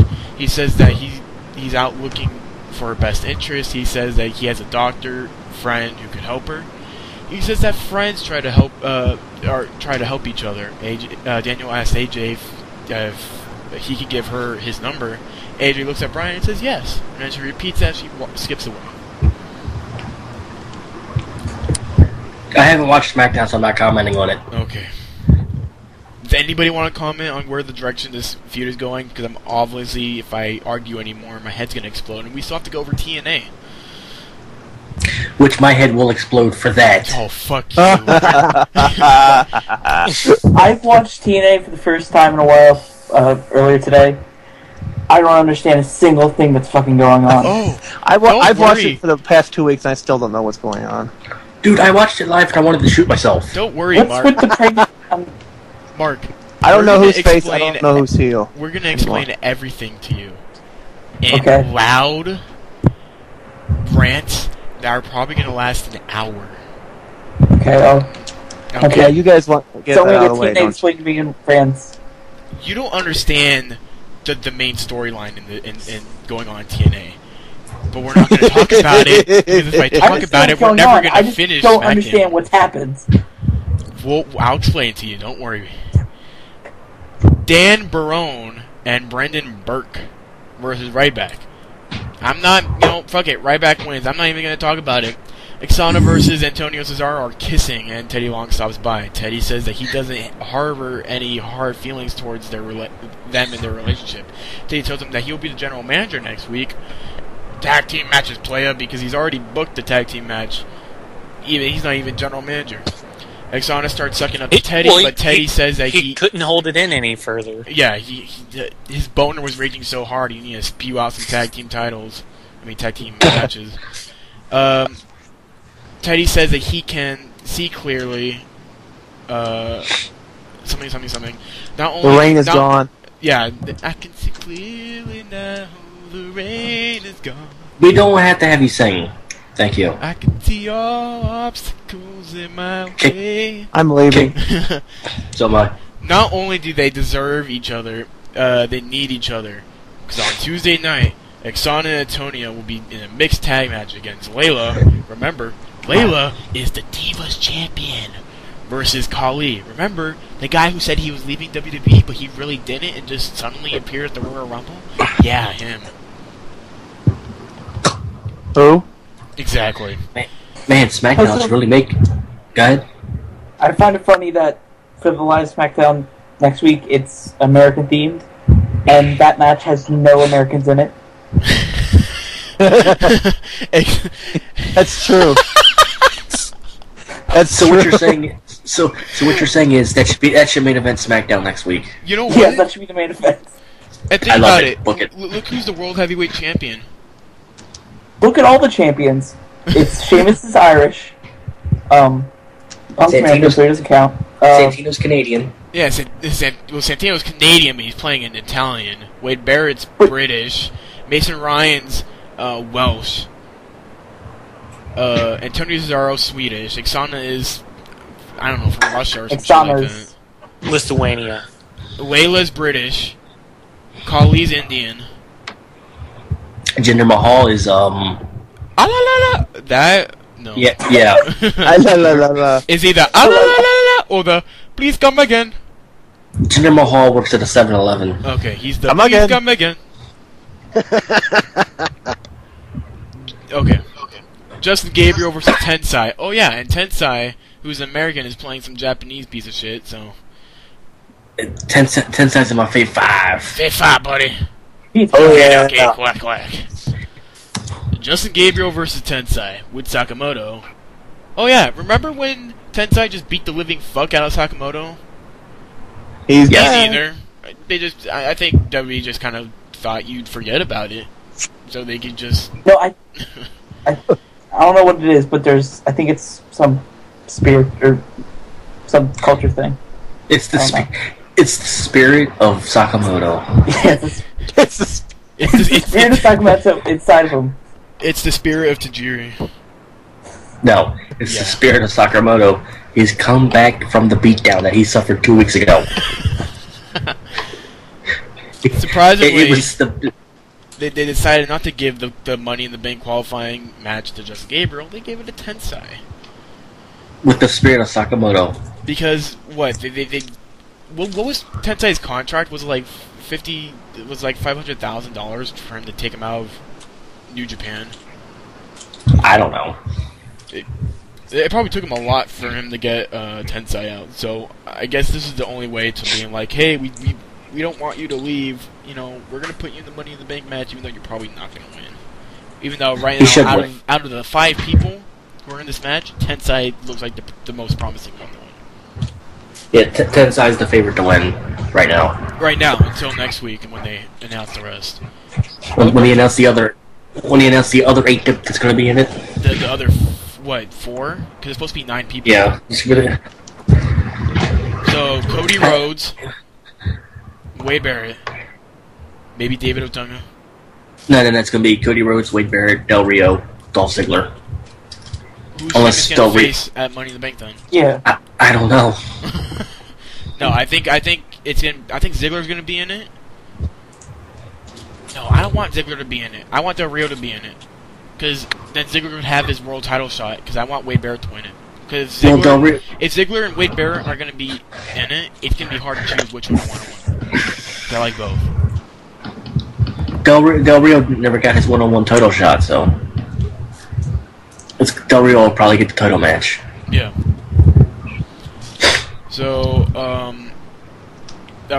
speaking about Del Rio and Dolph Ziggler, Del Rio versus Dolph Ziggler versus Sheamus in a triple threat match.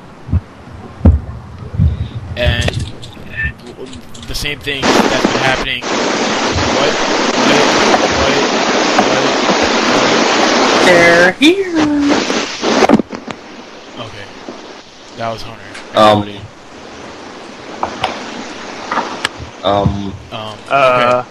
Anyways. Okay. Why is the Exorcist here? Sheamus wins like he usually wins with the bro kick. And the show ends. Bullshit. That shouldn't have been a world title shot. World title match. Sheamus wins, LOL. You know what this match should have been? It should have been Del Rio versus Ziggler versus Sheamus. Winner becomes the #1 contender. But if Sheamus wins, he gets to choose between Del Rio or Ziggler as his opponent for Money in the Bank. That's smart booking, not just make this a world title match. Because then, if Ziggler loses and Del Rio picks Del Rio... Wait. Del Rio picks Del Rio. If Sheamus picks Del Rio, Greg, are you a little tipsy over there? I'm still hot. Are you puffing the magic dragon? I'm still hot from yelling my head off because that whatever. If Sheamus beats Del Rio, because did you miss my rant, Jimmy? Yes, I did actually. Oh, damn! It was a good rant. But yeah, if Sheamus picks Del Rio, Ziggler could go into the Money in the Bank match. But oh well, we can't ask for anything. So. Impact, everybody, TNA. Oh, and now everyone's leaving. Oh, shucky ducky! Who watched TNA? Raise your hand. Willingly or had to watch it? You had to watch it. Had to watch it. At least some of you watched it. Joker, did you watch TNA? No, I told you I missed it. Strike, did you watch TNA? No, you didn't. Mike, did you watch TNA? I did watch TNA. Jimmy, did you watch TNA? No, you didn't. Hunter, no.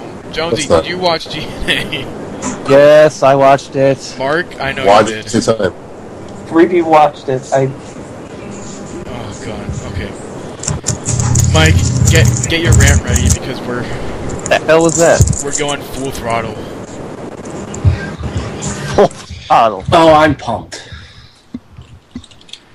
I'm ready. I'm ready my for neck, this. I'm cracking my knuckles. Because I'm getting ready to... I just cracked my neck, so I'm ready to go. Just cry and yell. I'm going to. We open up Impact with AJ Styles and Dixie Carter backstage. Dixie tells AJ that she's not happy with what went down last week, but it's glad it's over and they can move on. AJ boasts about wanting revenge on Kazarian and Christopher Daniels for himself. Dixie and Claire, the addict from last week. Pervert voice. Bound for Glory series, Mr. Anderson has 9 points and Rob Van Dam has 0. The winner, Rob Van Dam. He gained 7 points and now has 7 points. Mike, what do you think of that match? What was the match again? Mike, Jonesy, and Mark, what do you guys think of that match? I honestly didn't watch the first match. Okay. Jonesy, what do you think of it? RBD seems old. Really old. Oh yeah, really old. Mark? How the fuck does James Storm have 36 points? I think they said it was a gauntlet. Was it in a gauntlet match or something? Yeah, he won that. But how is that worth 36 points? The gauntlet match was worth 20. Okay, then how does he have 36 points? He wrestled probably a couple matches. Because TNA logic. Let's just go with that. Yeah. It's weird because the next match, he gains 10 points from the match. Like, I don't understand how they do they rate the match because of what they do? Like, okay, the submission is 10 points, pinfall 7. Oh, really? Is that how they do it? It's a point system, yeah. Oh, okay, that makes sense. You pin someone at 7 points. If you make them submit, it's 10. I know if you get DQ'd, you lose 10. What happens if you knock them out? I'm thinking if you knock them out, yeah, you get nothing for that. Oh. I think Go ahead. So I was gonna say I don't know how many points you get for like count out or anything. You get 2. I think it's 2 points if your opponent gets DQ'd.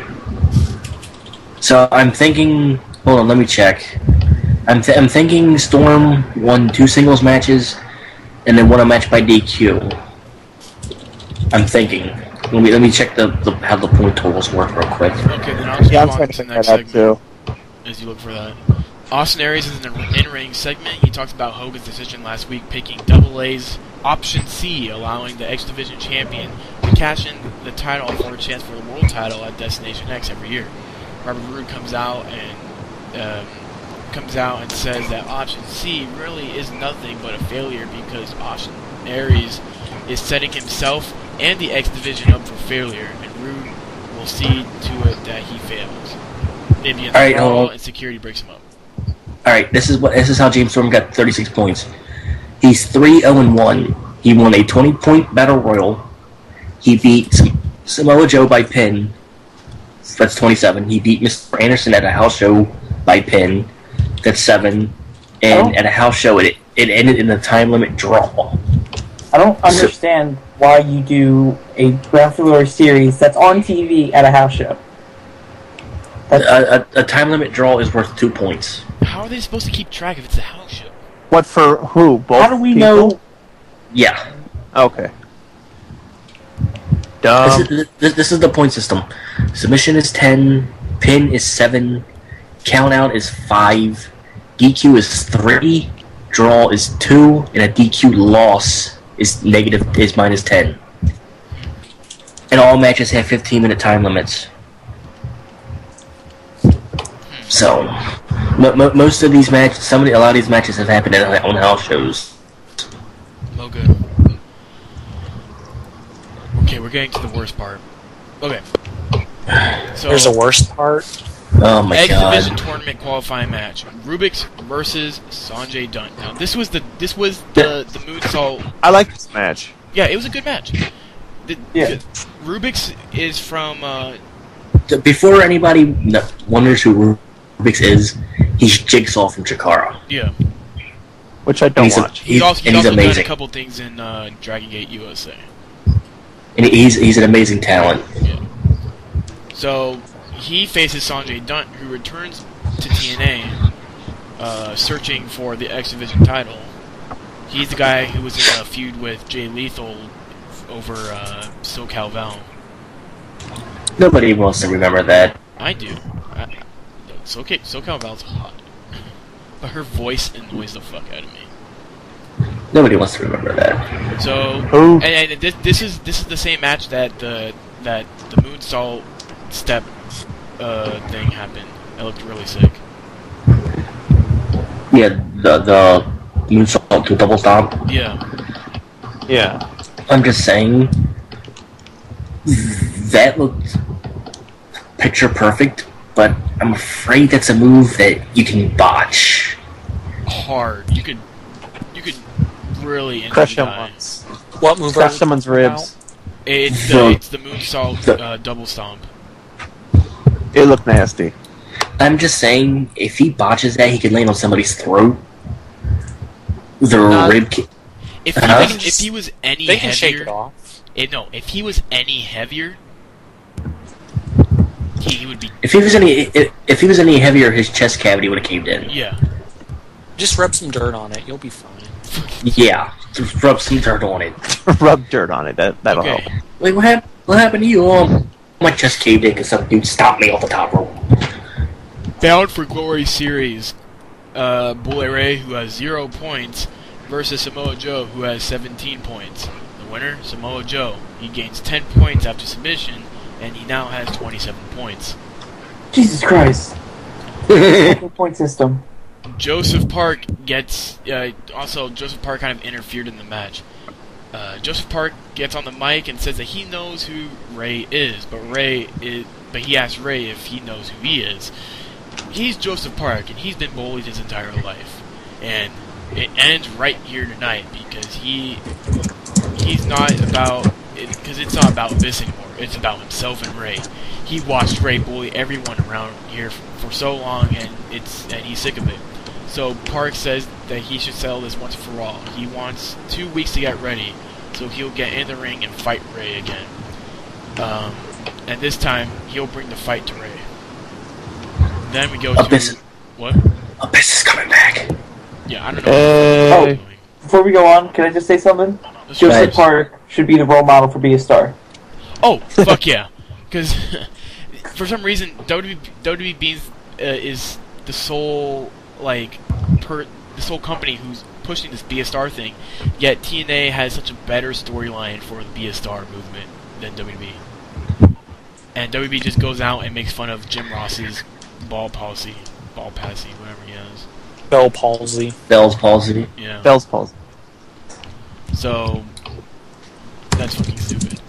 Kazarian is in Hulk Hogan's office saying that he's made a big mistake and he wants to be tag team champions he wants to be tag team champion in this company, but not at the expense of his integrity.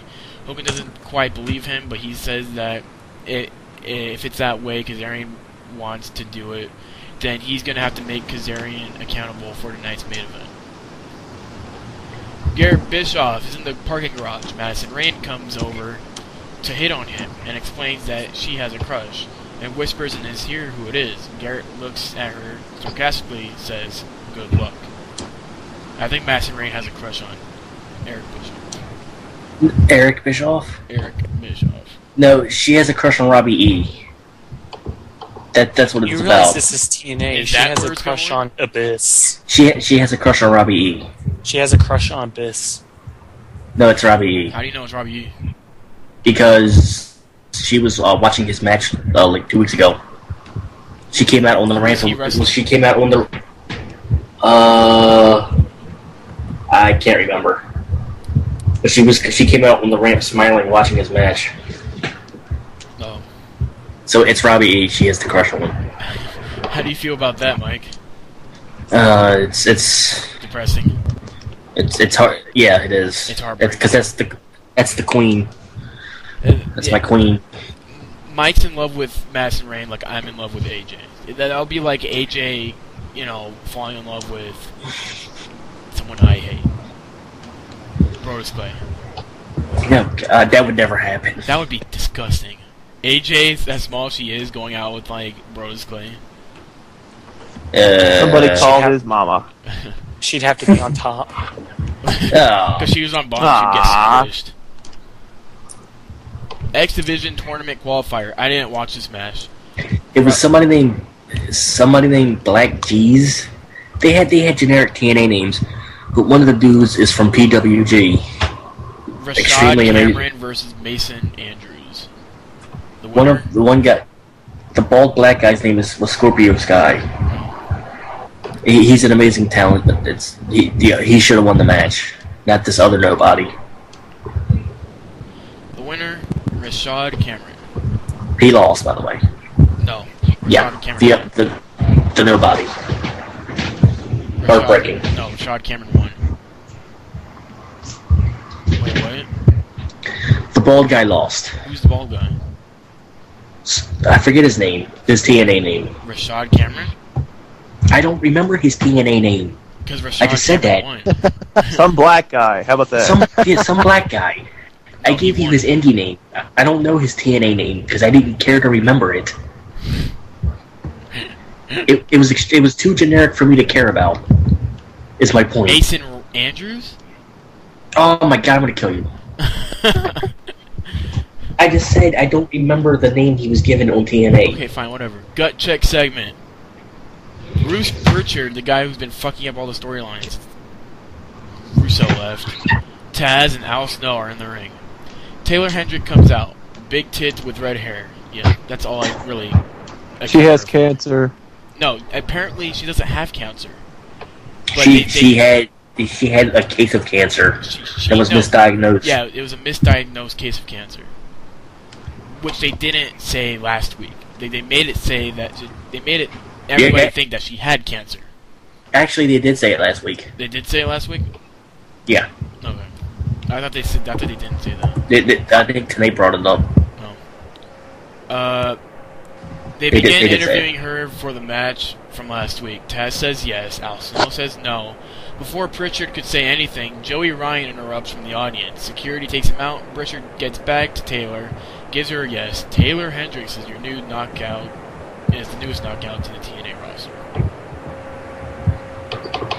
Now, I think Mark doesn't like Joey Ryan. I don't. It's getting... I understand if you're upset, but, the reaction... Just fuck him. I think he's a good character. I think he's someone... I think TNA needs someone like that. Yeah, but it's just getting what he does and just annoying. It's like a bad Zack Ryder.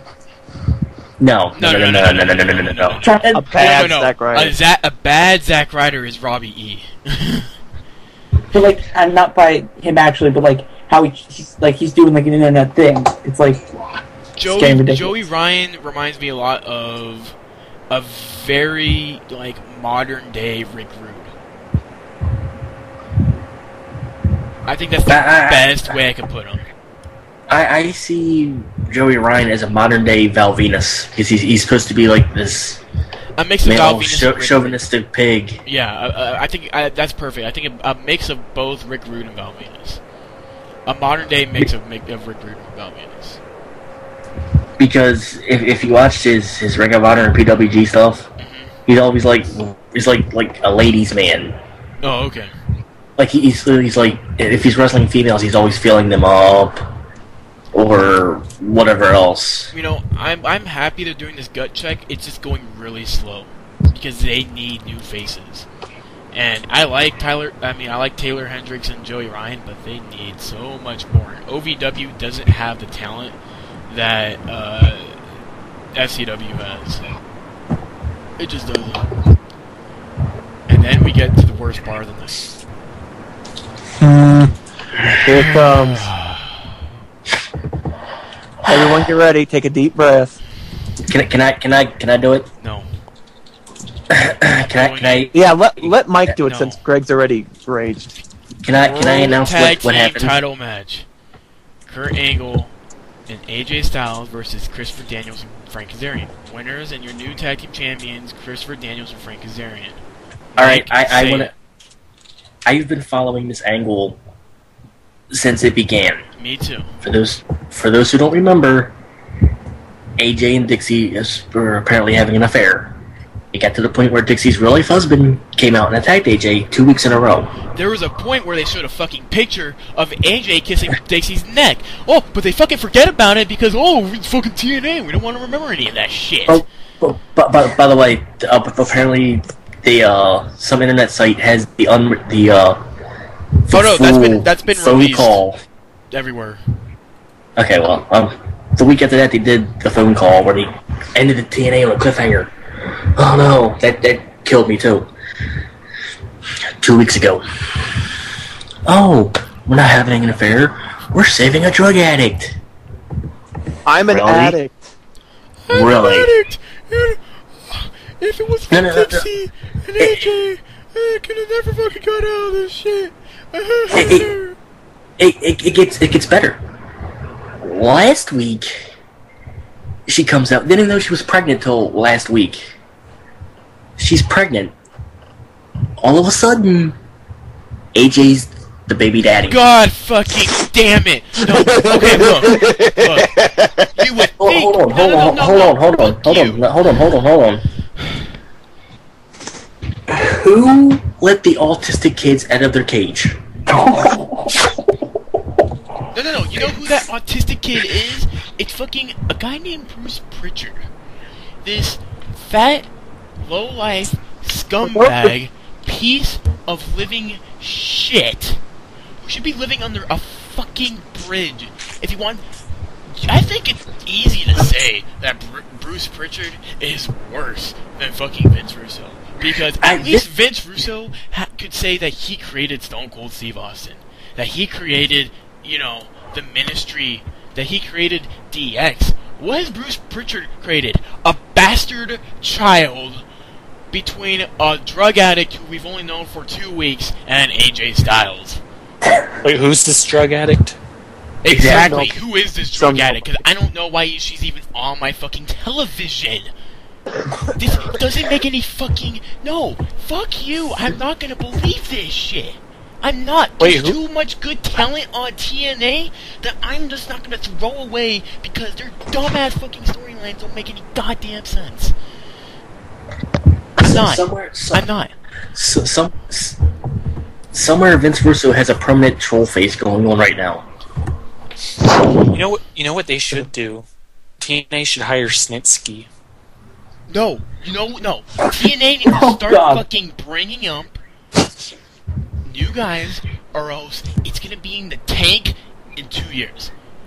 Doesn't matter how much money they have, they're gonna lose all their fucking viewership.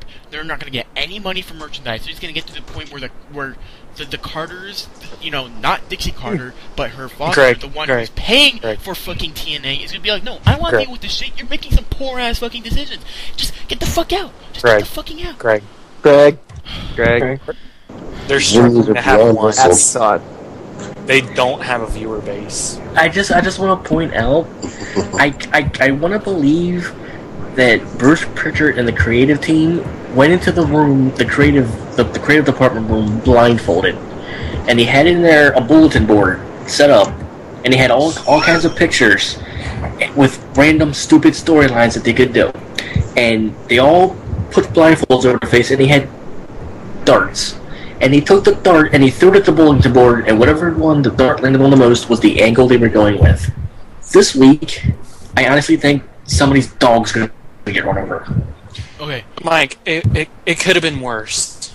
They could have put the dart on the Hogan live sex celebration. No, you know, dude, it is worse. You remember that episode of South Park when they were trying to get to the headquarters of Family Guy, and they wanted to know who the creative writers for Family Guy were, and then they opened it, and there was just beluga whales who just picked up balls and just moved them somewhere.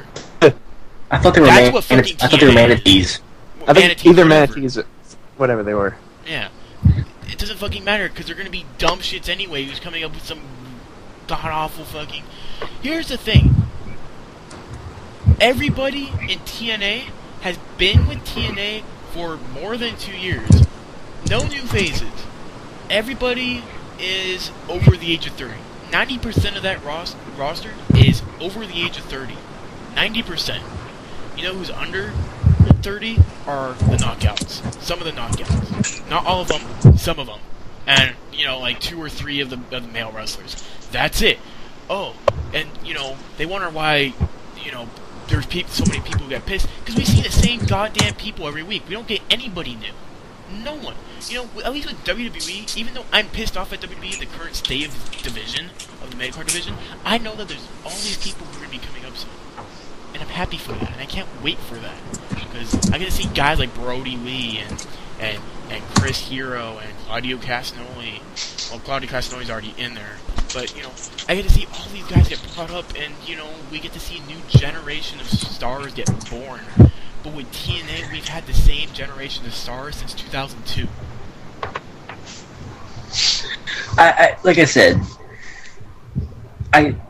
somebody let the autistic kids out of their cage, and he honestly thought it was a good idea. It goes back to when Samoa Joe got kidnapped by ninjas. And that angle never had an ending. It never had a middle. It did. It never had an ending. Was this when he came back with the face paint? No. Oh. This is when the Hogan era first started. Okay. We need to take a break soon, because I'm... Oh, well, let me finish. And then we'll take the break.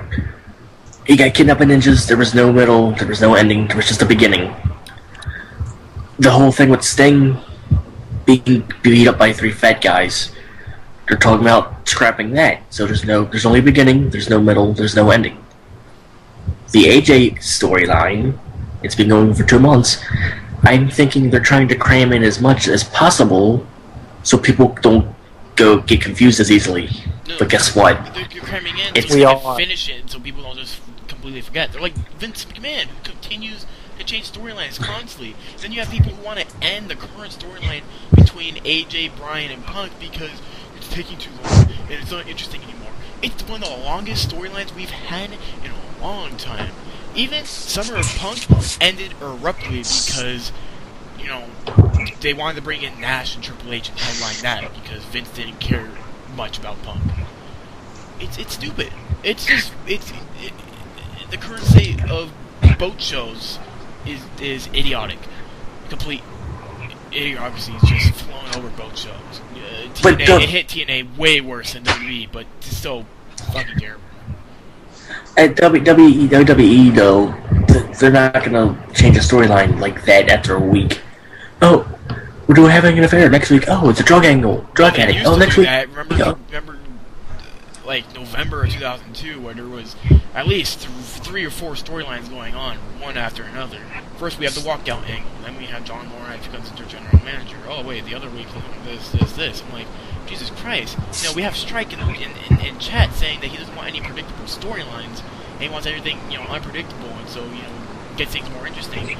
Yet, when we do unpredictable storylines, we hate it. We absolutely hate it. Unless it's done right. Of course, when it's done right, it works perfectly. But most of the time, it doesn't get worked right, and it fucks up. You know why we hate the TNA angle? Because it doesn't make sense. No, exactly. Yeah. It doesn't make sense. And that's what happens when you come up with unpredictable storylines. We didn't know that they were going to use that pregnant chick baby. You know, she came out one week and said that she was a drug addict, but we saw that she was pregnant. We didn't have any idea the next week that they were going to use that baby as an angle between her and AJ. There was no connection one week, yet the next week there is. A better angle would have... They should just went with the affair angle and revealed it as they were having an affair. It's like when they did the walkout angle. First, one week they said they're going to walk out, and then they walk out, and then they never mention it ever again. Ever. It's like, you can't forget about that. Even during the show, even when they brought back everybody mid-show, you know, they just didn't talk about it the rest of the show. They didn't talk about them walking out at the beginning of the show. It's kind of like, you know, that was probably one of the worst ideas we could have done. We're just going to scrap it and forget about it. That's poor writing. That's why I've always hated the Money in the Bank matches. That's just, you know, you screwing over, you know, people and having good build-ups and just kind of, you know, throw it all on, you know, one person. Be like, there, just use that and win the world championship. Ooh, you win. No. We need good writers. We don't have good writers anymore. Booking, I don't give a shit about. Booking can do whatever they want. Booking's one of the easy jobs. Creative, it's a wasteland right now. Well, when Vince is the one controlling everything, they have to go through Vince on everything. There's another thing. Vince is a huge problem. He's a mad genius, and I give Vince all the props for turning WWE for what it is now. But even he said himself that there's times where he forgets what a story's all about, and so he tells creative to change it because he can't remember the story that he gave the okay to in the first place. If he's literally losing his mind every week to the point where he can't remember what he said was okay or what he set up in the first place, why is he in charge? That dude's gonna have some Alzheimer problems in the future. I think they'll have replaced him by then. And then we have Triple H who's gonna be coming in, a guy who has so much, you know, who's jealous and all that, has all these problems against other superstars. He's gonna be just like Vince McMahon. He's gonna be sucking off, you know, one major dude. He's already sucking off Sheamus because he trained Sheamus and he knows who Sheamus is. Okay, he probably doesn't even like Punk or he doesn't like Bryan. Alright, calm down. We need to take Bring a break. it down a notch. Wait, before we take a break, I need to go over the Extreme Rising show. So The what? Extreme Rising. The what? Oh, that show actually happened? Yeah. Happened on... Okay, go. Okay. Extreme Rising. Perry Saturn defeated Papadon via pin. The FBI, full-blooded Italians, defeated Los Dramticos via pin. Balls Mahoney defeated C.W. Anderson via pin. 2 out of 3 falls. Extreme Lucha match. Bestia 666 defeated Pescadilla. 2 out of 3 fall. 2 falls to 1. Stevie Richards defeated Luke Hawks via pin. Sabu, who returned to action, apparently, defeated Devin Storm. The Gangstas defeated Blackout. And Homicide defeated Jerry Lynn and Matt Hardy to end the show. I don't know who most of those people are. So. Well, I mean, I know the ECW guys, but I don't know who Devin Storm is. A Blackout. Devin Storm is pre. What? What was Matt Hardy on the card for? I don't know. He's getting booked randomly now. Devin Storm is in PWS. Oh, okay. Well, we're gonna take a quick break. I need to get some water and ice and down. NBC powder. We'll be right back. Don't quit. 20. Welcome everybody 11. back to the Arc Wrestling Podcast. I am your host, Greg. Okay. Shut up. So, Strike has a new segment for us that we're gonna try out. Strike, don't make it be shitty.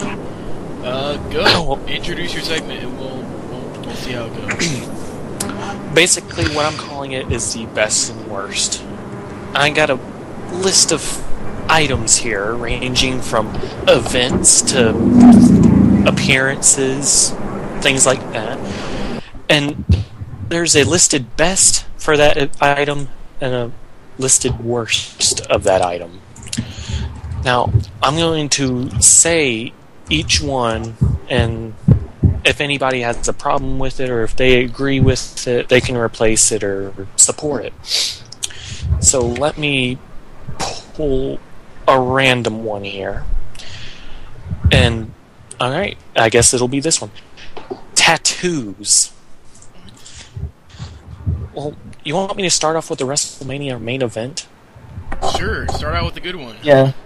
Oh, fine, I'll start out with a good one. WrestleMania main event. The listed best one is Chris Benoit versus Shawn Michaels versus Triple H at WrestleMania 20. Best. This is your replace. This is your best. This is the one that's listed. Yeah, I would replace that. But say the What worst. would you? The worst: Hulk Hogan versus Sid Justice at WrestleMania 8.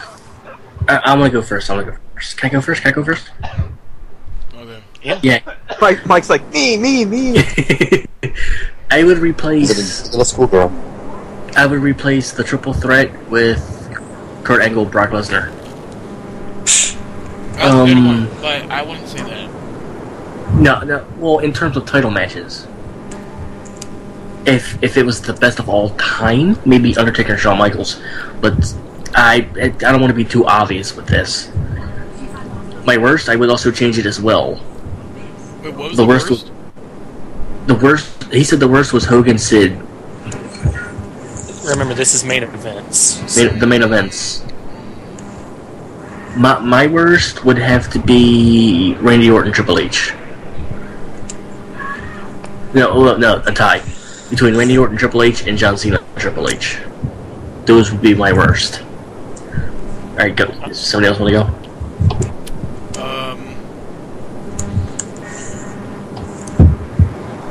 I would say for best.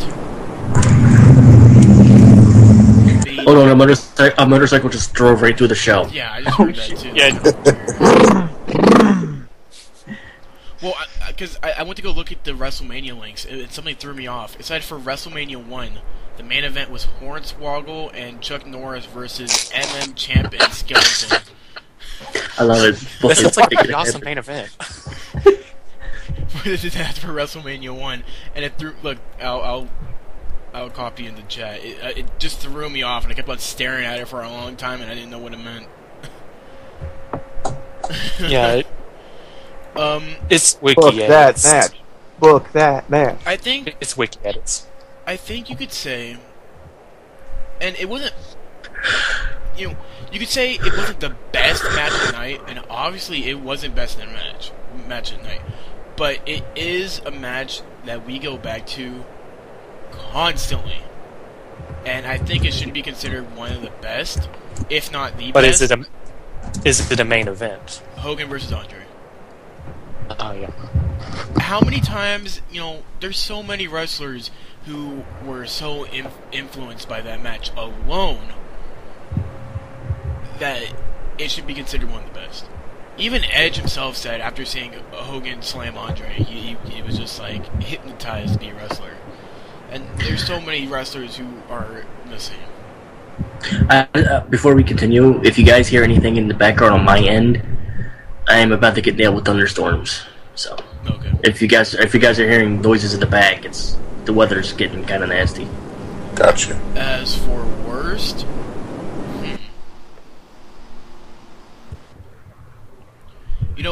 one match I didn't like was I'm just gonna I'm gonna move because I agree with Mike's points, but I think I would also say Diesel versus Shawn Michaels, WrestleMania 11. Can you guys hear that in the background? Yeah, I heard that. Yeah. You're going swimming. Either I'm not going swimming. Either Diesel versus Shawn Michaels or WrestleMania 10, which was Yokozuna And Lex Luger, right? No, WrestleMania 10 was Yokozuna and Bret Hart. Yokozuna had 2 title matches because Luger and Bret Hart co-won the Royal Rumble. Yeah, that's right. So the main event was Yokozuna Bret Hart. Yeah. Okay. Yeah. So that's it. I guess my pick, excluding from Mike's picks, would be Diesel versus Shawn Michaels. It was just a match that wasn't too special, at least in my mind. All right. What's another one, Mike? Yeah, it's who else is gonna give their best and worst? Best, worst WrestleMania? I probably couldn't make up anything.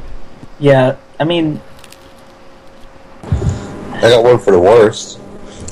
What's worse? It was, I don't think it's not really fair. That sounds be a title match, or can it be like any match that we saw? Main event in general. So like the one that ends the night. Oh damn! Because I was gonna say Brock Lesnar versus Goldberg, but never mind. That actually wasn't the main event. Yeah, I it was. That did end the night. Wasn't it? Yeah. What did?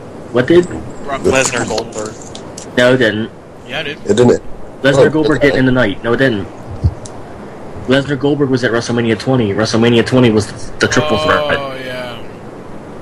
I think that's gonna get Benoit joke. Lesnar Goldberg wasn't even nowhere near the main event. It was like in the middle of the card. Let me see. Yeah. Okay. Yeah, you're right. It was number 7. Okay, so that's what I was just saying. So never mind that. I'm just saying. I posted in the chat, but if I drop, it's because the power might go out. Mike's swimming with the fishes. It's looking pretty nasty outside right now. Shut your mouth. Your storm isn't anything big. Dude, we had a storm on Friday that knocked out power to 400,000 people. Maryland sucks. 400,000. It wasn't even like a tornado or anything. You haven't even been through Hurricane Katrina like I have. You weren't Hurricane Katrina. Get out of here. Get out of here with your horrible Minnesota doesn't get hurricanes. Oh yeah, we do. Yeah, I'm sure you do. You weren't in Hurricane Carlos like I was. Hurricane Carlos, is that your male stripper's name? Carlos was in you. Yeah, Carlos was the hurricane inside Greg. Or Greg, whatever the fuck his name is. Turn with that motorcycle again. Here I am. Okay. A hurricane. What's another one, Strike? You want me to do another one? Just do one more. Fuck it. One more? Okay. Hell in a Cell match. The best being Shawn Michaels versus Undertaker at Bad Blood 97, and the worst being Undertaker versus Big Boss Man at WrestleMania 15. The gods are speaking, as you can tell. That's my thoughts exactly. I would change the worst. I think I'd also change the best.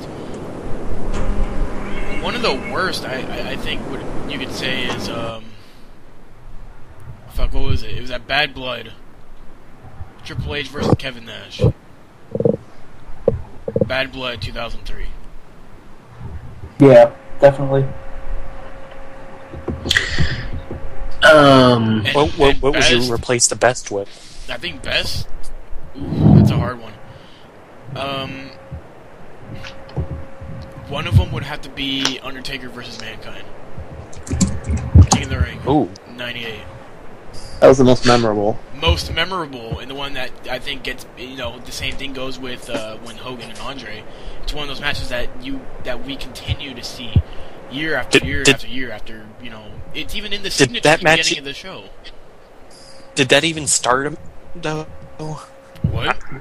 Did that match ever even start, though? It did, yeah. Did it start?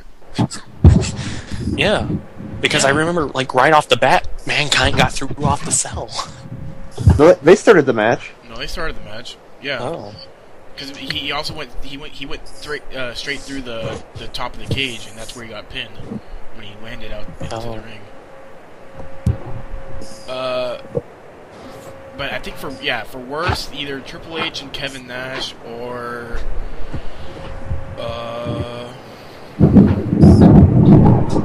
Fuck, Mike. Shit. I think What's wrong? Thor wants to give his input. Maybe DX versus McMahon, Shane McMahon, and Big Show.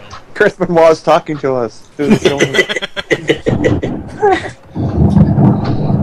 I didn't even know this was coming. Mike, It wasn't. Now you get to hear the rain. What's that, Chris Benoit? You're right. You could hear the rain on that one time. That was one you. storm I How about you had. close That your was window? you.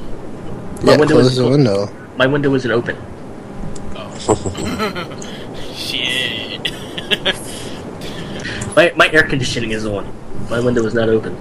Okay, Mike, what about you? Say you. Best worst. No, wait. What was Striker getting ready to say? What say you? My best would maybe have to be Triple H Shawn Michaels. It was like 45 minutes. That rain's getting heavy. I agree. Shit. Thank you. Yeah, that's... I agree, Chris Benoit. The Triple H Shawn Michaels was 47 minutes. Yeah, almost an hour. My worst is Undertaker CM Punk. Yeah, Even though I was extremely hyped up for that match because they're two of my favorite wrestlers. wasn't that basically a squash match? Not really, but they took the title off Punk. It was a solid, 10-minute match. It wasn't much of a squash match. Yeah, it wasn't a squash, but it wasn't the match If that you I want was to talk hoping about for. a squash match, go to John Cena versus Del Rio, Punk, Swagger, and Ziggler. That 5-man Hell in a Cell. I think that's one of the worst. You mean 3-man Hell in a Cell? I mean, There's never been a 5-man. Yeah. There's been a 6-man. There's been a 6-man, but there's never been a 5-man. Oh no, I'm looking at Dark Match. What? Apparently they had a Dark Match. It was a 5-man Hell in a Cell. No, that doesn't count. Okay. Remember, it doesn't count. The dark It match. doesn't count. I forgot. If it's not on TV, It's not on count. TV. It doesn't count. So.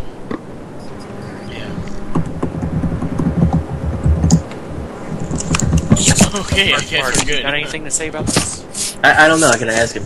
What about I gotta see this 5-man Hell in a Cell match. What about Mankind versus Kane? No, that was kind of poopy. Yeah, that was kind of because it ended in no contest too. That was just a build up for Undertaker and Steve Austin. Pretty much. That's one of the contenders for worse. Yeah. This storm has not even moved all the way in yet. But keep going. We'll keep you in your thoughts. Our thoughts, Mike. Okay, should we do one more, or should we do the news and end this thing? Let's do the news. Okay. We're gonna go over the news right now, guys, so thank you for your patience. Maxine confirms departure from WWE, not planning on wrestling again. Maxine is the sister of Melina, younger sister, and she left the company because apparently, she wasn't, not true, or she wanted more out of the company. She wanted to do more, but WWE wasn't letting her do anything. And apparently, she's not planning on wrestling with any other company. That means she can't sleep with anybody else? Man, she's really not taking pointers from Melina. Oh man. What? But yeah, Eh? What? Okay. yeah, Greg, I think you talked about this, but she was expecting more TV time on the main shows when the Divas champion can't even get airtime, right? Yeah. When was that season? It was like 2010 or something. She debuted right on season 3 of NXT or something. Yeah, it was the third season of NXT where she debuted with AJ and Caitlyn. Yeah. And Jamie, yeah. Oksana. It's been Alopecia. nearly 2 years, and she's complaining about getting no TV time, or little to any TV time. It's... I don't know, it's a little hard overreacting. I don't think so. I think a lot more superstars should have the same attitude as Maxine. Because if a lot more superstars had the same attitude as Maxine and asking for more tea time asking for a storyline, we would actually get storylines rather than John Cena matches, and then the rest doesn't really give a shit about. But see, a lot of people these days, you know, they don't care where they are in the card. They just know that they're going to be getting $100,000 a year, and they're living pretty. They know they don't need to do anything. Hell, you have Trent Beretta, who hasn't even appeared in health shows, is still part of the company, is still getting paid, and he's not complaining. You know why? Because he's not wrestling, he's not doing anything, and he's just getting paid for nothing. You know, I would get paid for nothing. That would be my dream job, doing nothing and getting paid. That's why he's not complaining. That's why you'd be really good at it too, Jonesy. That's the same. I probably would be, yeah.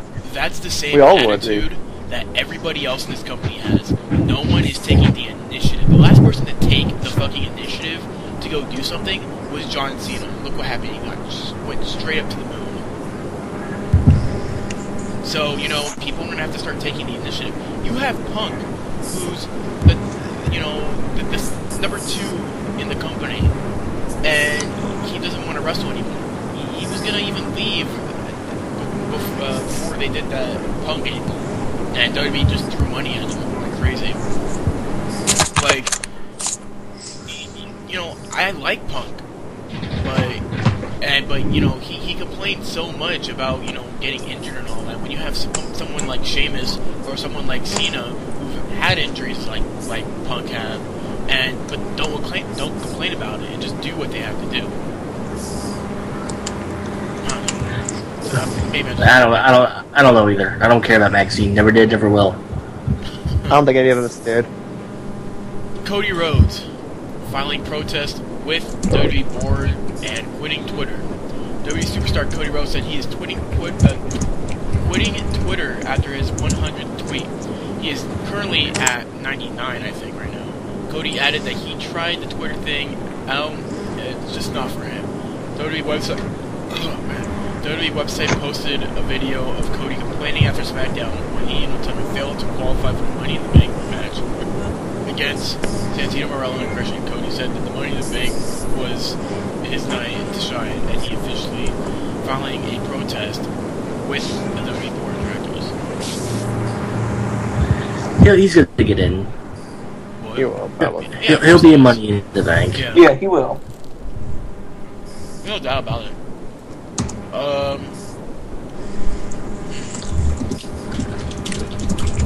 Undertaker's gonna be at FCW.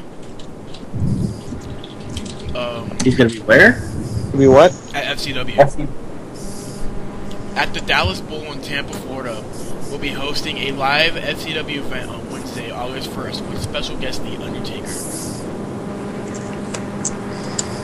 The Undertaker. Gold Circle tickets include a meet and greet with The Undertaker and upfront seat are $50. VIP is $25 and general admission is $15. Yeah.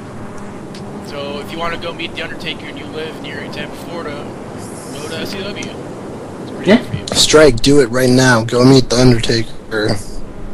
And shoot a video of him promoting the Art of Wrestling. I'm The Undertaker, this is the Art of Wrestling channel. Get him on.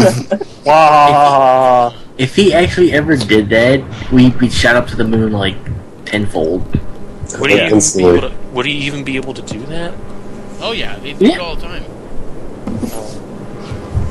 But they get paid to say that. All you gotta do is get in good with him and be like, hey, can you plug this real quick? If he says yeah, then he says yeah. Alright, Strike, you know what you have to do then. Yeah, if I don't got the Undertaker money does it, we would. I don't got the money to go to the FCW arena. Don't worry I didn't even yourself know out. SW was still a thing. I thought NXT killed it, but No, they still have the training facility.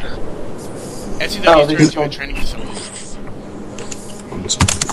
Yeah, NXT is still a thing. It's just It's become I mean, FCW is still a thing. It's just not. It's NXT on TV now. Yeah. Much. What the? There goes that motorcycle. That was that motorcycle. Like a blowhorn. Okay. On Monday night night, Raw, John Cena cut a promo that included hell was that? What was that? John Cena cut a promo that included several comments that made many wrestling fans cringe, including using the word fudging, telling Chris Jericho that WWE's television audience is mostly comprised of 9-year-old children.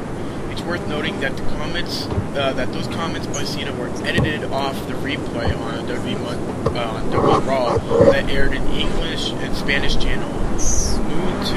Cena's promo with Jericho was not edited off entirely, but his latest attempts at humor fudging in 9-year-olds. Well, he's right. Only 9-year-olds do watch it. Actually, no, because then the entire wrestling community started posting, like, facts about the audience. And only, like, 21, like, I think they said 17 to 21% of the audience is below the age of 15. And, like, 60-70% is between the ages of, like, 18 and 34. And then they said they're aiming towards, like, a 21-year-old age group or something like that. Well, no, they're aiming for, you know, a much younger audience, so they can... Well, yeah, but I saw... What were you going to say? Wait, what? Well, no, what were you going to say? Oh, well, I mean, I was saying, the reason why they're aiming for that younger audience, because those kids are the ones that buy the merchandise way more than the adults. No. It's the parents that buy the merchandise. The kids tell them to buy. It's the kids who ask them, and the parents do. They don't give a shit what they're buying, because they don't know what they're buying, so they're just going to continue buy.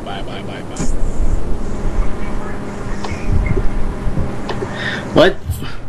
Mark, what were you going to say? I read somewhere where they were aiming for like a 21-year-old gap. I don't know whether that's true or not, but...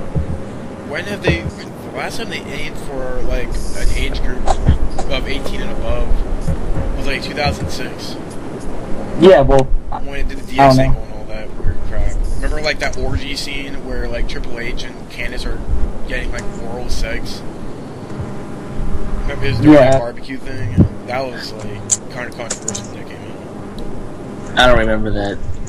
I actually remember that. It was during that barbecue sequence and Triple H and Candice are talking and then they just start, like, orgasming.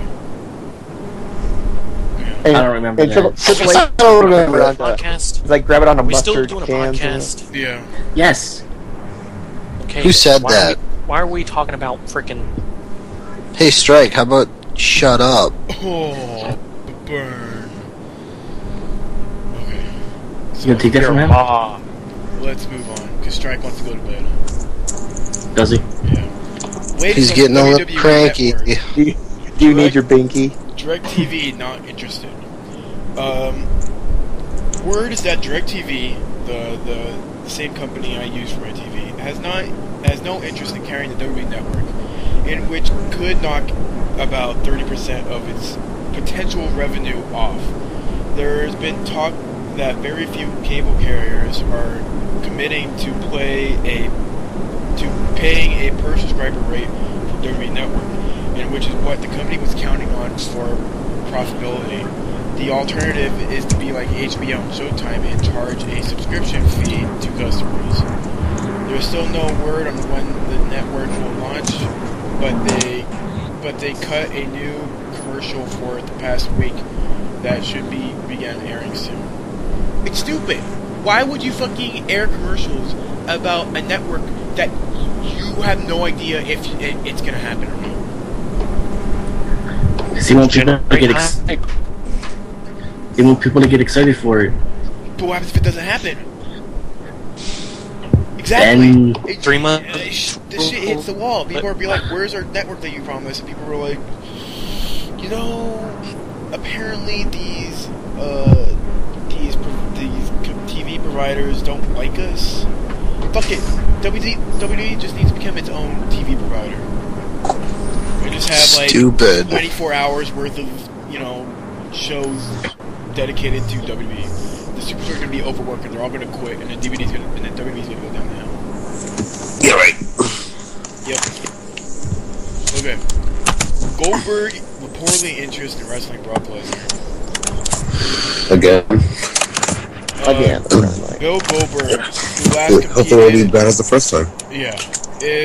Who last competed for WWE in 2004, reportedly contacted Brock Lesnar about returning to sports entertainment organization to work an angle with him. Lesnar, however, only has 2 major dates left on his current contract: Triple H at SummerSlam and whoever his WrestleMania 28 opponent will be. Over. So, what do you guys think of that?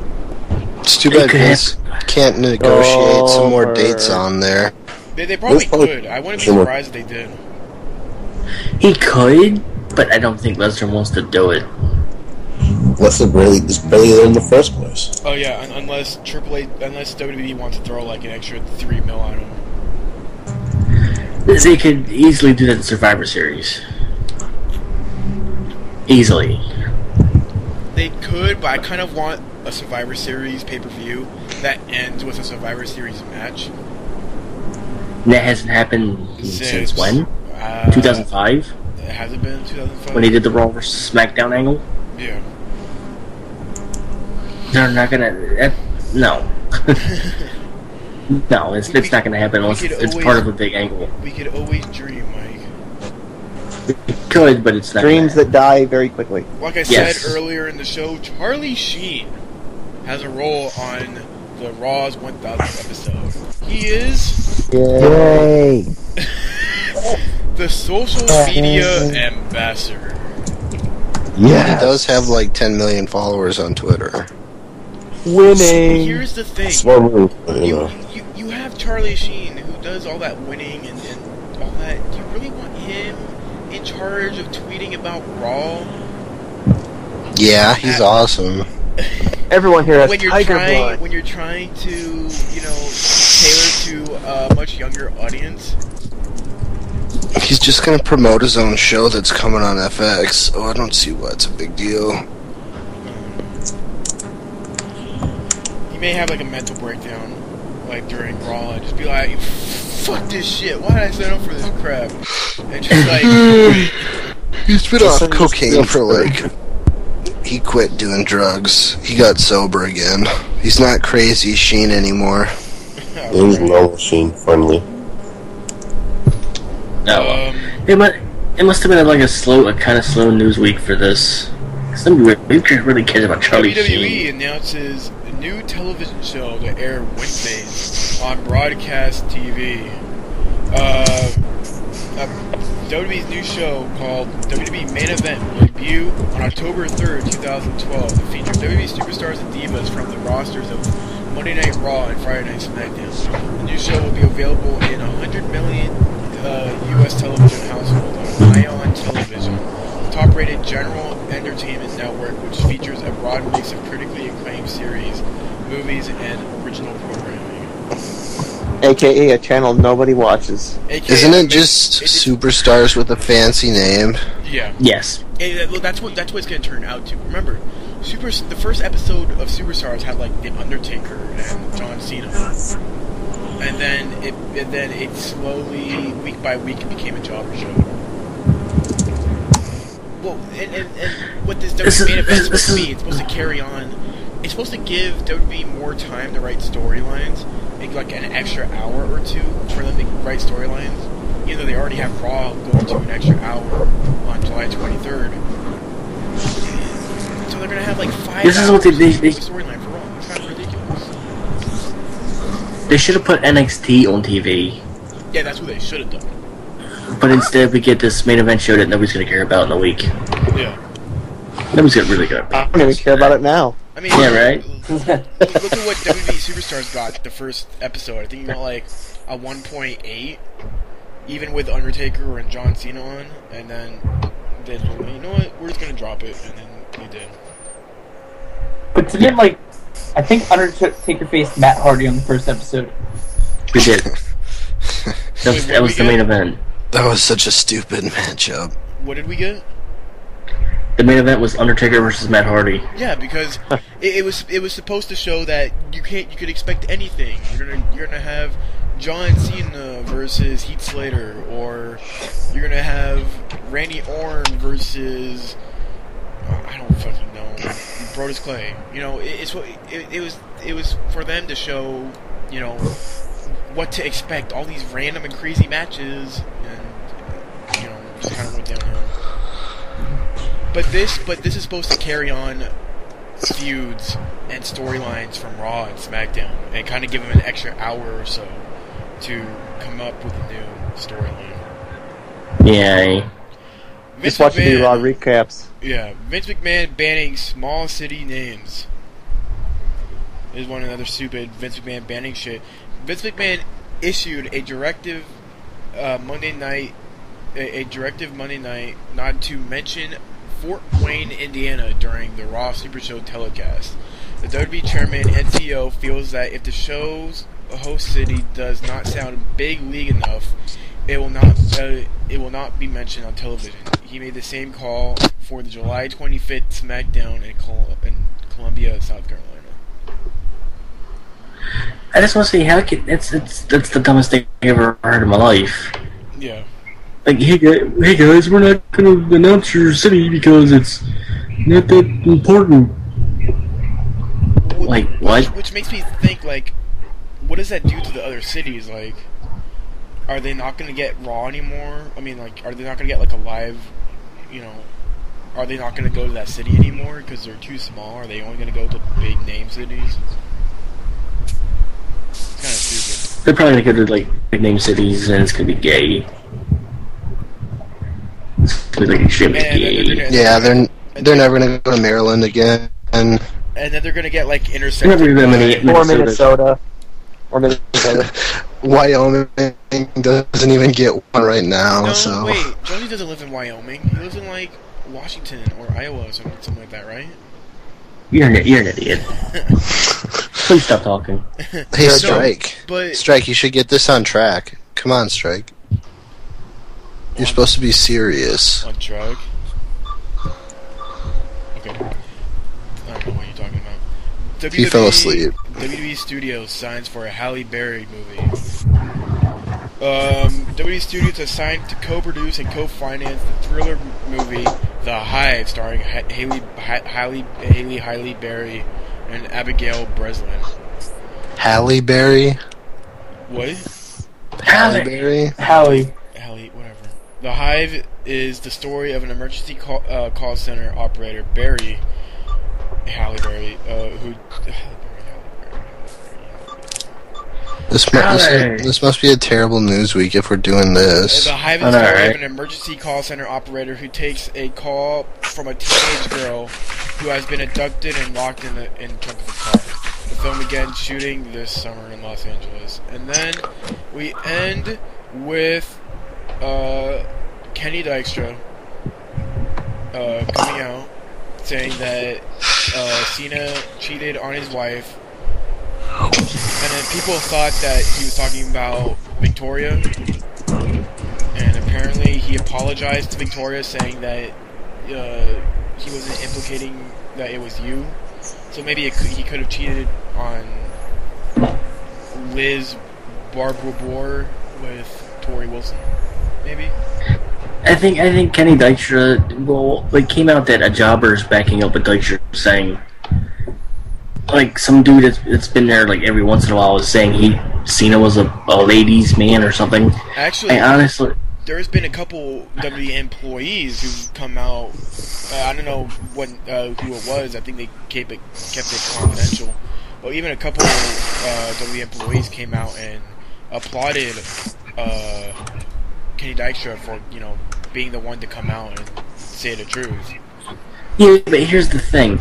Are they coming out and applauding him just because they know something, or are they coming out and doing it because they can't stand that John Cena's the guy? They said they knew something. They knew what John Cena was, and they're saying, finally someone's coming out and showing the real side of Cena and not the side that WWE wants you to see. Apparently that's what's been going on. I honestly think it's people hating Cena and they want him to, get in trouble because they can't stand that he's like the top guy or something. I don't know. No, I don't see it that way. I mean, I guess there's a couple guys who are like that, but I think there's been a lot of incidences with Cena in the past where he's kind of been a dick, like wanting to get one fired and all that. Yeah. Yeah. That's the end of our news segment. Can I bring up that rant that I told you guys about the other day? What? Go ahead. With the chick was telling me about Lesnar and how she did Dana White. Fine, going. Do it. Huh? Do it. Alright, I just want to point out real quick that your mic was kind of lagging the entire time. You're kind of lagging as well. Oh, I just had a bad storm roll through, so I have an excuse. It's Joker again. Fuck him. I blame Greg. Wait, was it lagging throughout all the news or what? You were in and out for some of it. Whatever. Anyway, I just want to bring this up. Some chick was talking wrestling with me on, I think it was Friday night. Was it Friday night? I think it was. I can't remember what day it was. It was like Friday. It was either Friday or Thursday. I can't remember. Yeah, it was during the weekend. Yeah. All right. One more thing for news. Breaking news: 5-time TNA Knockouts champion Angelina Love just tweeted that she has been granted her release from the company. Good God, Greg! I can't even understand you anymore. Angelina Love has been released from TNA. That's the news. Not a single care was given. I care. hey! Shit. I care about Angelina Love. She hasn't been. No one else. You're the only one. Alright, let me get this out of the way. Tag team champions? What? Don't they hold the Knockouts tag team titles? Who? Angelina Love and Winner? No. They don't have them now. They had them. They haven't had the belt. They haven't been on TV in a while, from what I've seen it. The last time Angelina Love was even doing anything was in Ring Ka King. Oh.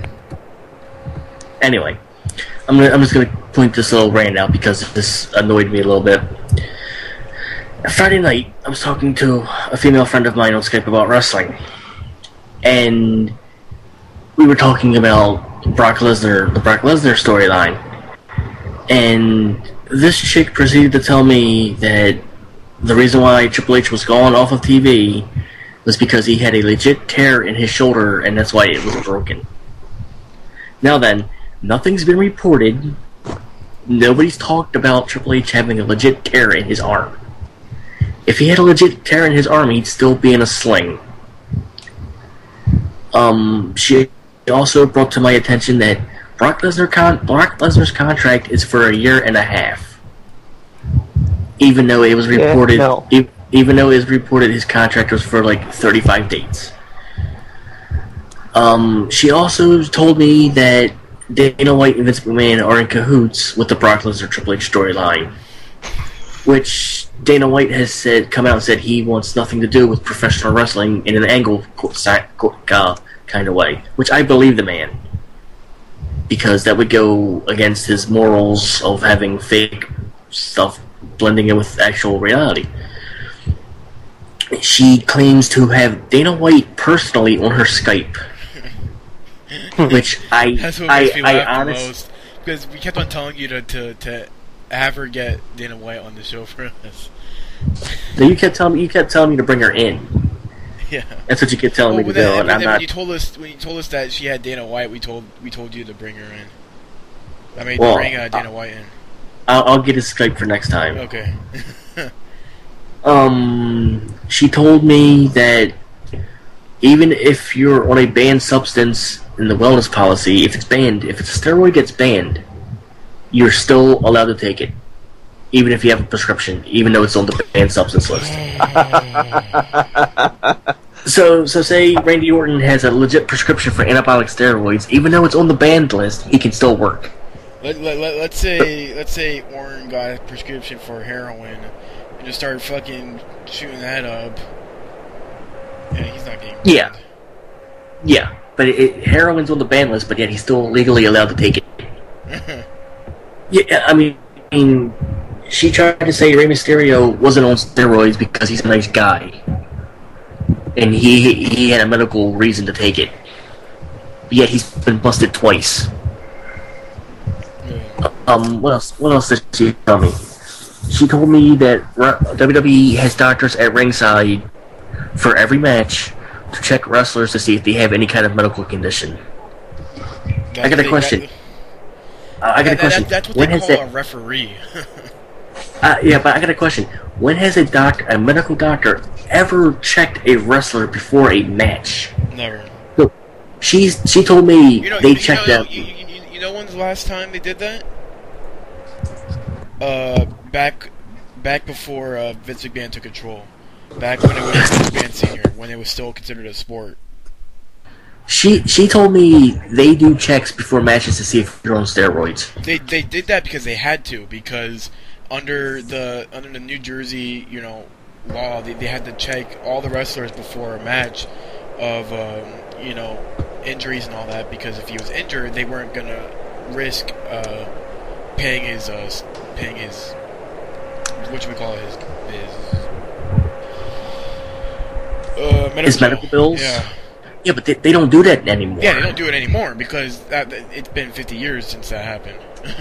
and I told her, I was like, you have that confused with MMA and boxing.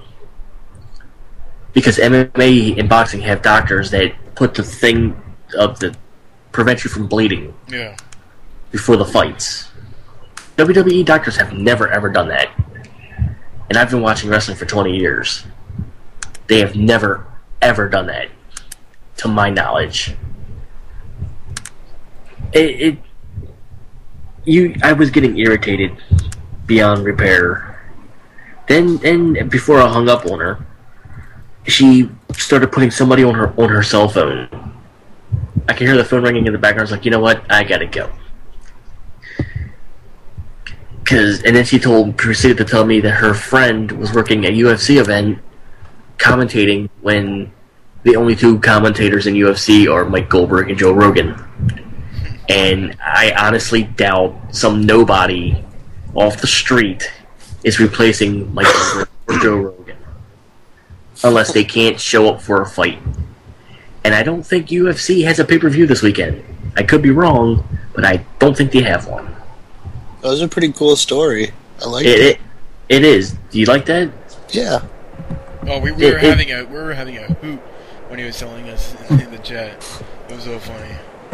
Oh, I was irritated. I was like, I'm going to sleep. Okay, we need to finish off the show because we're already at 2 hours, 2 hours 47 minutes. So we're going to the Pop, Flop, and Botch, our last segment. Who wants to go? We're going to go down the line, actually. So, Joker, I want you to start off the Pop, Flop, and Botch. Okay. What's your my pop, and this is very surprising that it's actually wrestling related for once. Woohoo! Yay. My pop goes to the Ascension. Nice.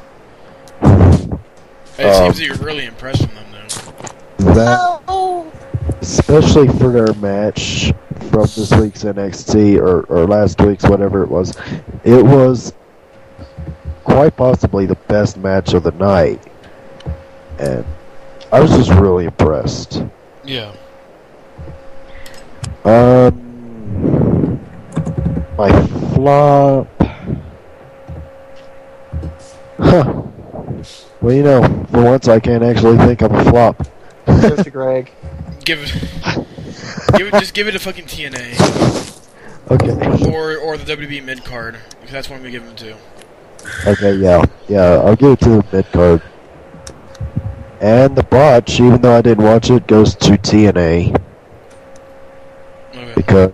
Because TNA just, well, you and Mike and Josie, I think, pretty much are.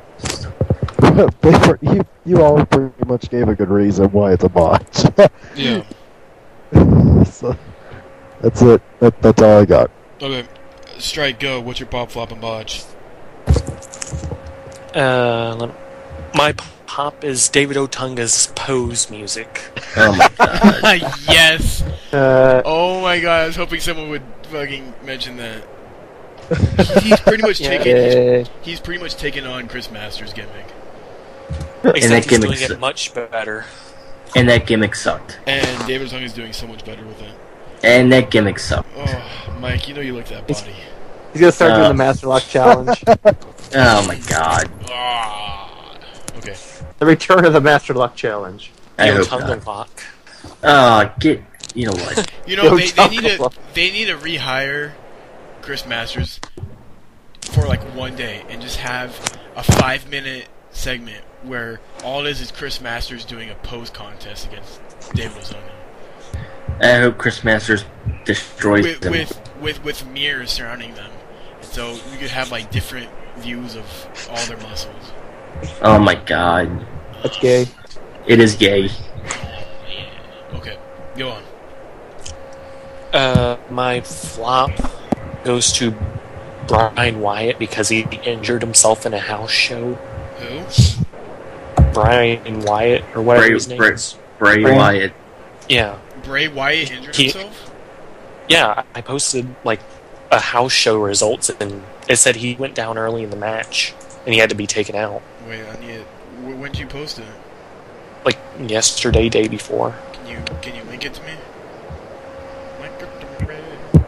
Oh, here it is. Right at the very top. Copy pasting. Copy pasta. Yep. Papa. Yeah, Wyatt went down early in the match and appears to be severely injured. Match ended quickly after some confusion. Wyatt was taken to the back fairly quickly. Looks like a shoulder injury dislocation. Damn.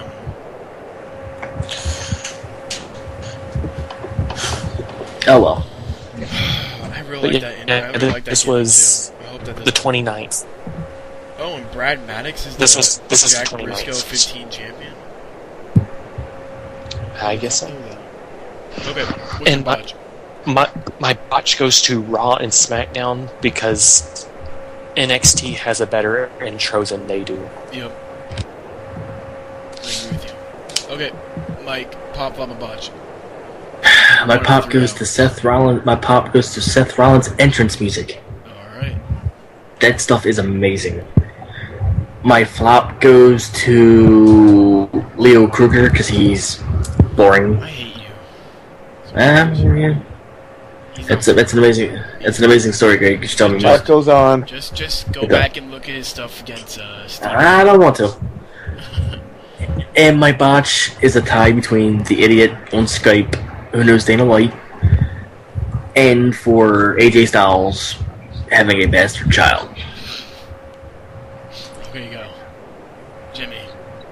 Oh wait, Jimmy said he doesn't have a pop. His flop is not being involved. That's your fault, buddy. And his botch is summer school is gay. You should have signed up for class. That's awesome. Hunter, go. Pop on botch. My pop is freaking gonna get freaking wasted on Monday night. I thought you had soft. My flop is I have a fucking cramp in my leg right now, and I'm trying to walk it off, but it's not really working at all. I thought you said you fought softball. I do after softball. You get drunk as a skunk. Oh, man. Right, just like you said. Softball players getting drunk off their ass. Fucking hardcore. Dude, you're talking to Sid Vicious right now. Yeah, fuck you. Don't break your heel. Don't turn the heel, Hunter. I'll turn heel whenever I want. And don't no-show. No show what? Oh, he doesn't know because he doesn't pay attention to wrestling. Okay, what's your flop? What's wrestling? Or botch, whatever. My botch is me having a freaking cramp in my leg that I can't get out. Okay, cool. Okay, Jonesy. It's a blood clot. It's a blood clot. You're gonna die. I want to see if I can end this before 3 hours. Nope. Hey, I still have some more to talk about. No, you don't. Jonesy, go. My life. Yeah, like, Jonesy, so go. I saw Ted today. Jonesy, I saw Ted today. You know, it was pretty good. I liked it. Kick him right now. No, I'm interested in what Hunter has to say. I fucking hate you guys. Don't you want to hear what I want to say, Greg? Go ahead, Hunter. Take your time. Okay, Get sweet. the fuck out of my podcast. So, like, it's a I saw Ted story. today, I don't care. I don't care. Like, shut up, Mike, like, Mike, like, you know, So when you do that, you know, Mike, like, Get struck down like that. I don't care. Go get ADD. I don't care. So go get ADD. Ooh, what? Why would you kick me? Don't kick me. Joker, don't do that. Kick Greg. Not doing any kicking. Yeah, see, look. He's trying to be a boss, but he's not. I don't care about your Homo story, Connor. But, I really the movie was pretty good. And, like, it had Flash Gordon in it. Did you make out what I got? Did you got Flash! Did you make out what a guy named Ted Hunter? Mark is probably really tired and hates all of you right now. So fucking. I have to get up at 5 a.m. I hate you all. Exactly. Mark, he hates all of you except me because we're love buddies, right, Mark? No, I hate you too. Oh. He's not a fan of Jumexes. Hey, he likes me. I was on his show on JTV once. You mean that shitty Fuck you. wrestling? I was still on it. You weren't. Suck it. And you were so funny, right, Mike? I was more funnier than you. Oh, your stories are so good, Mike. They are. They're class acts. They're better than yours. We're at 2 hours and 56 minutes. You guys better. By the way, Mark left. Wow, way to go! Way to go, Mark. Way to go, Greg. Yeah, way to go. Okay, Hunter. You called this show crap. Jonesy, go. I guess. Shut up, Hunter. Jonesy. Shut up. Hunter. Oh my god, I'm gonna stab all of you right now. Wait, even me? Yes, you, Joker, because you didn't listen to me. Jonesy. Oh, he got off. He got off what? Skype. No, he probably had to go to bed. Because you guys weren't shut the fuck up. Jonesy, go. Let's just pop up a bunch. No thinking about it, you just spew it out like you usually do. Alright, I'll just go. I'll try to. Shut up, Hunter. So much. You got like 5 minutes. No, you have less than 5 minutes. Jonesy can't. Jonesy, are you one of those guys who can't perform under pressure? Like when someone's next to you. Shut up! When someone's next to you in a urinal and you can't go to the bathroom until they leave. Oh my god! No, are you one of those guys? No. Yeah, you are. Well, you want to stand next to me and pee? Yeah. Is that what you want?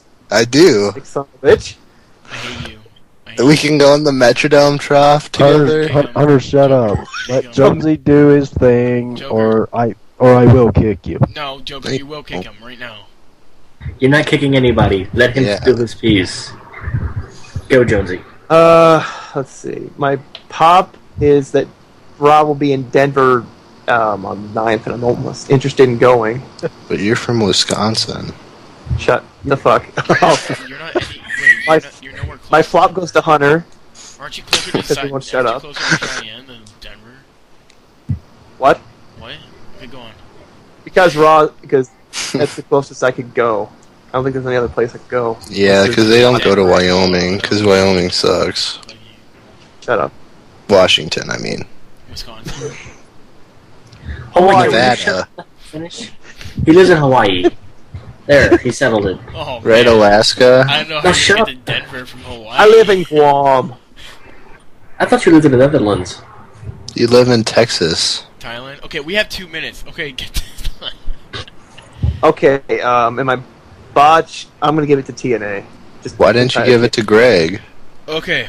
My name's worse. My pop goes to the direction where Hey, AJ... Mike didn't do his. Yes, he did. He did. Yeah, he did. Shut the fuck up, Hunter. My pop goes to AJ. My flop You goes didn't to give the Mark mid-card his division. chance to do his Oh either. my god, stop. Come on, finish, flop hurry up. goes to the mid-card division, and my bot goes to TNA. Thank you, everybody, for joining us at Dark of Wrestling Podcast. I am your host, Greg. Follow us on Twitter, Facebook, Tumblr, iTunes. No one goes on Tumblr anymore.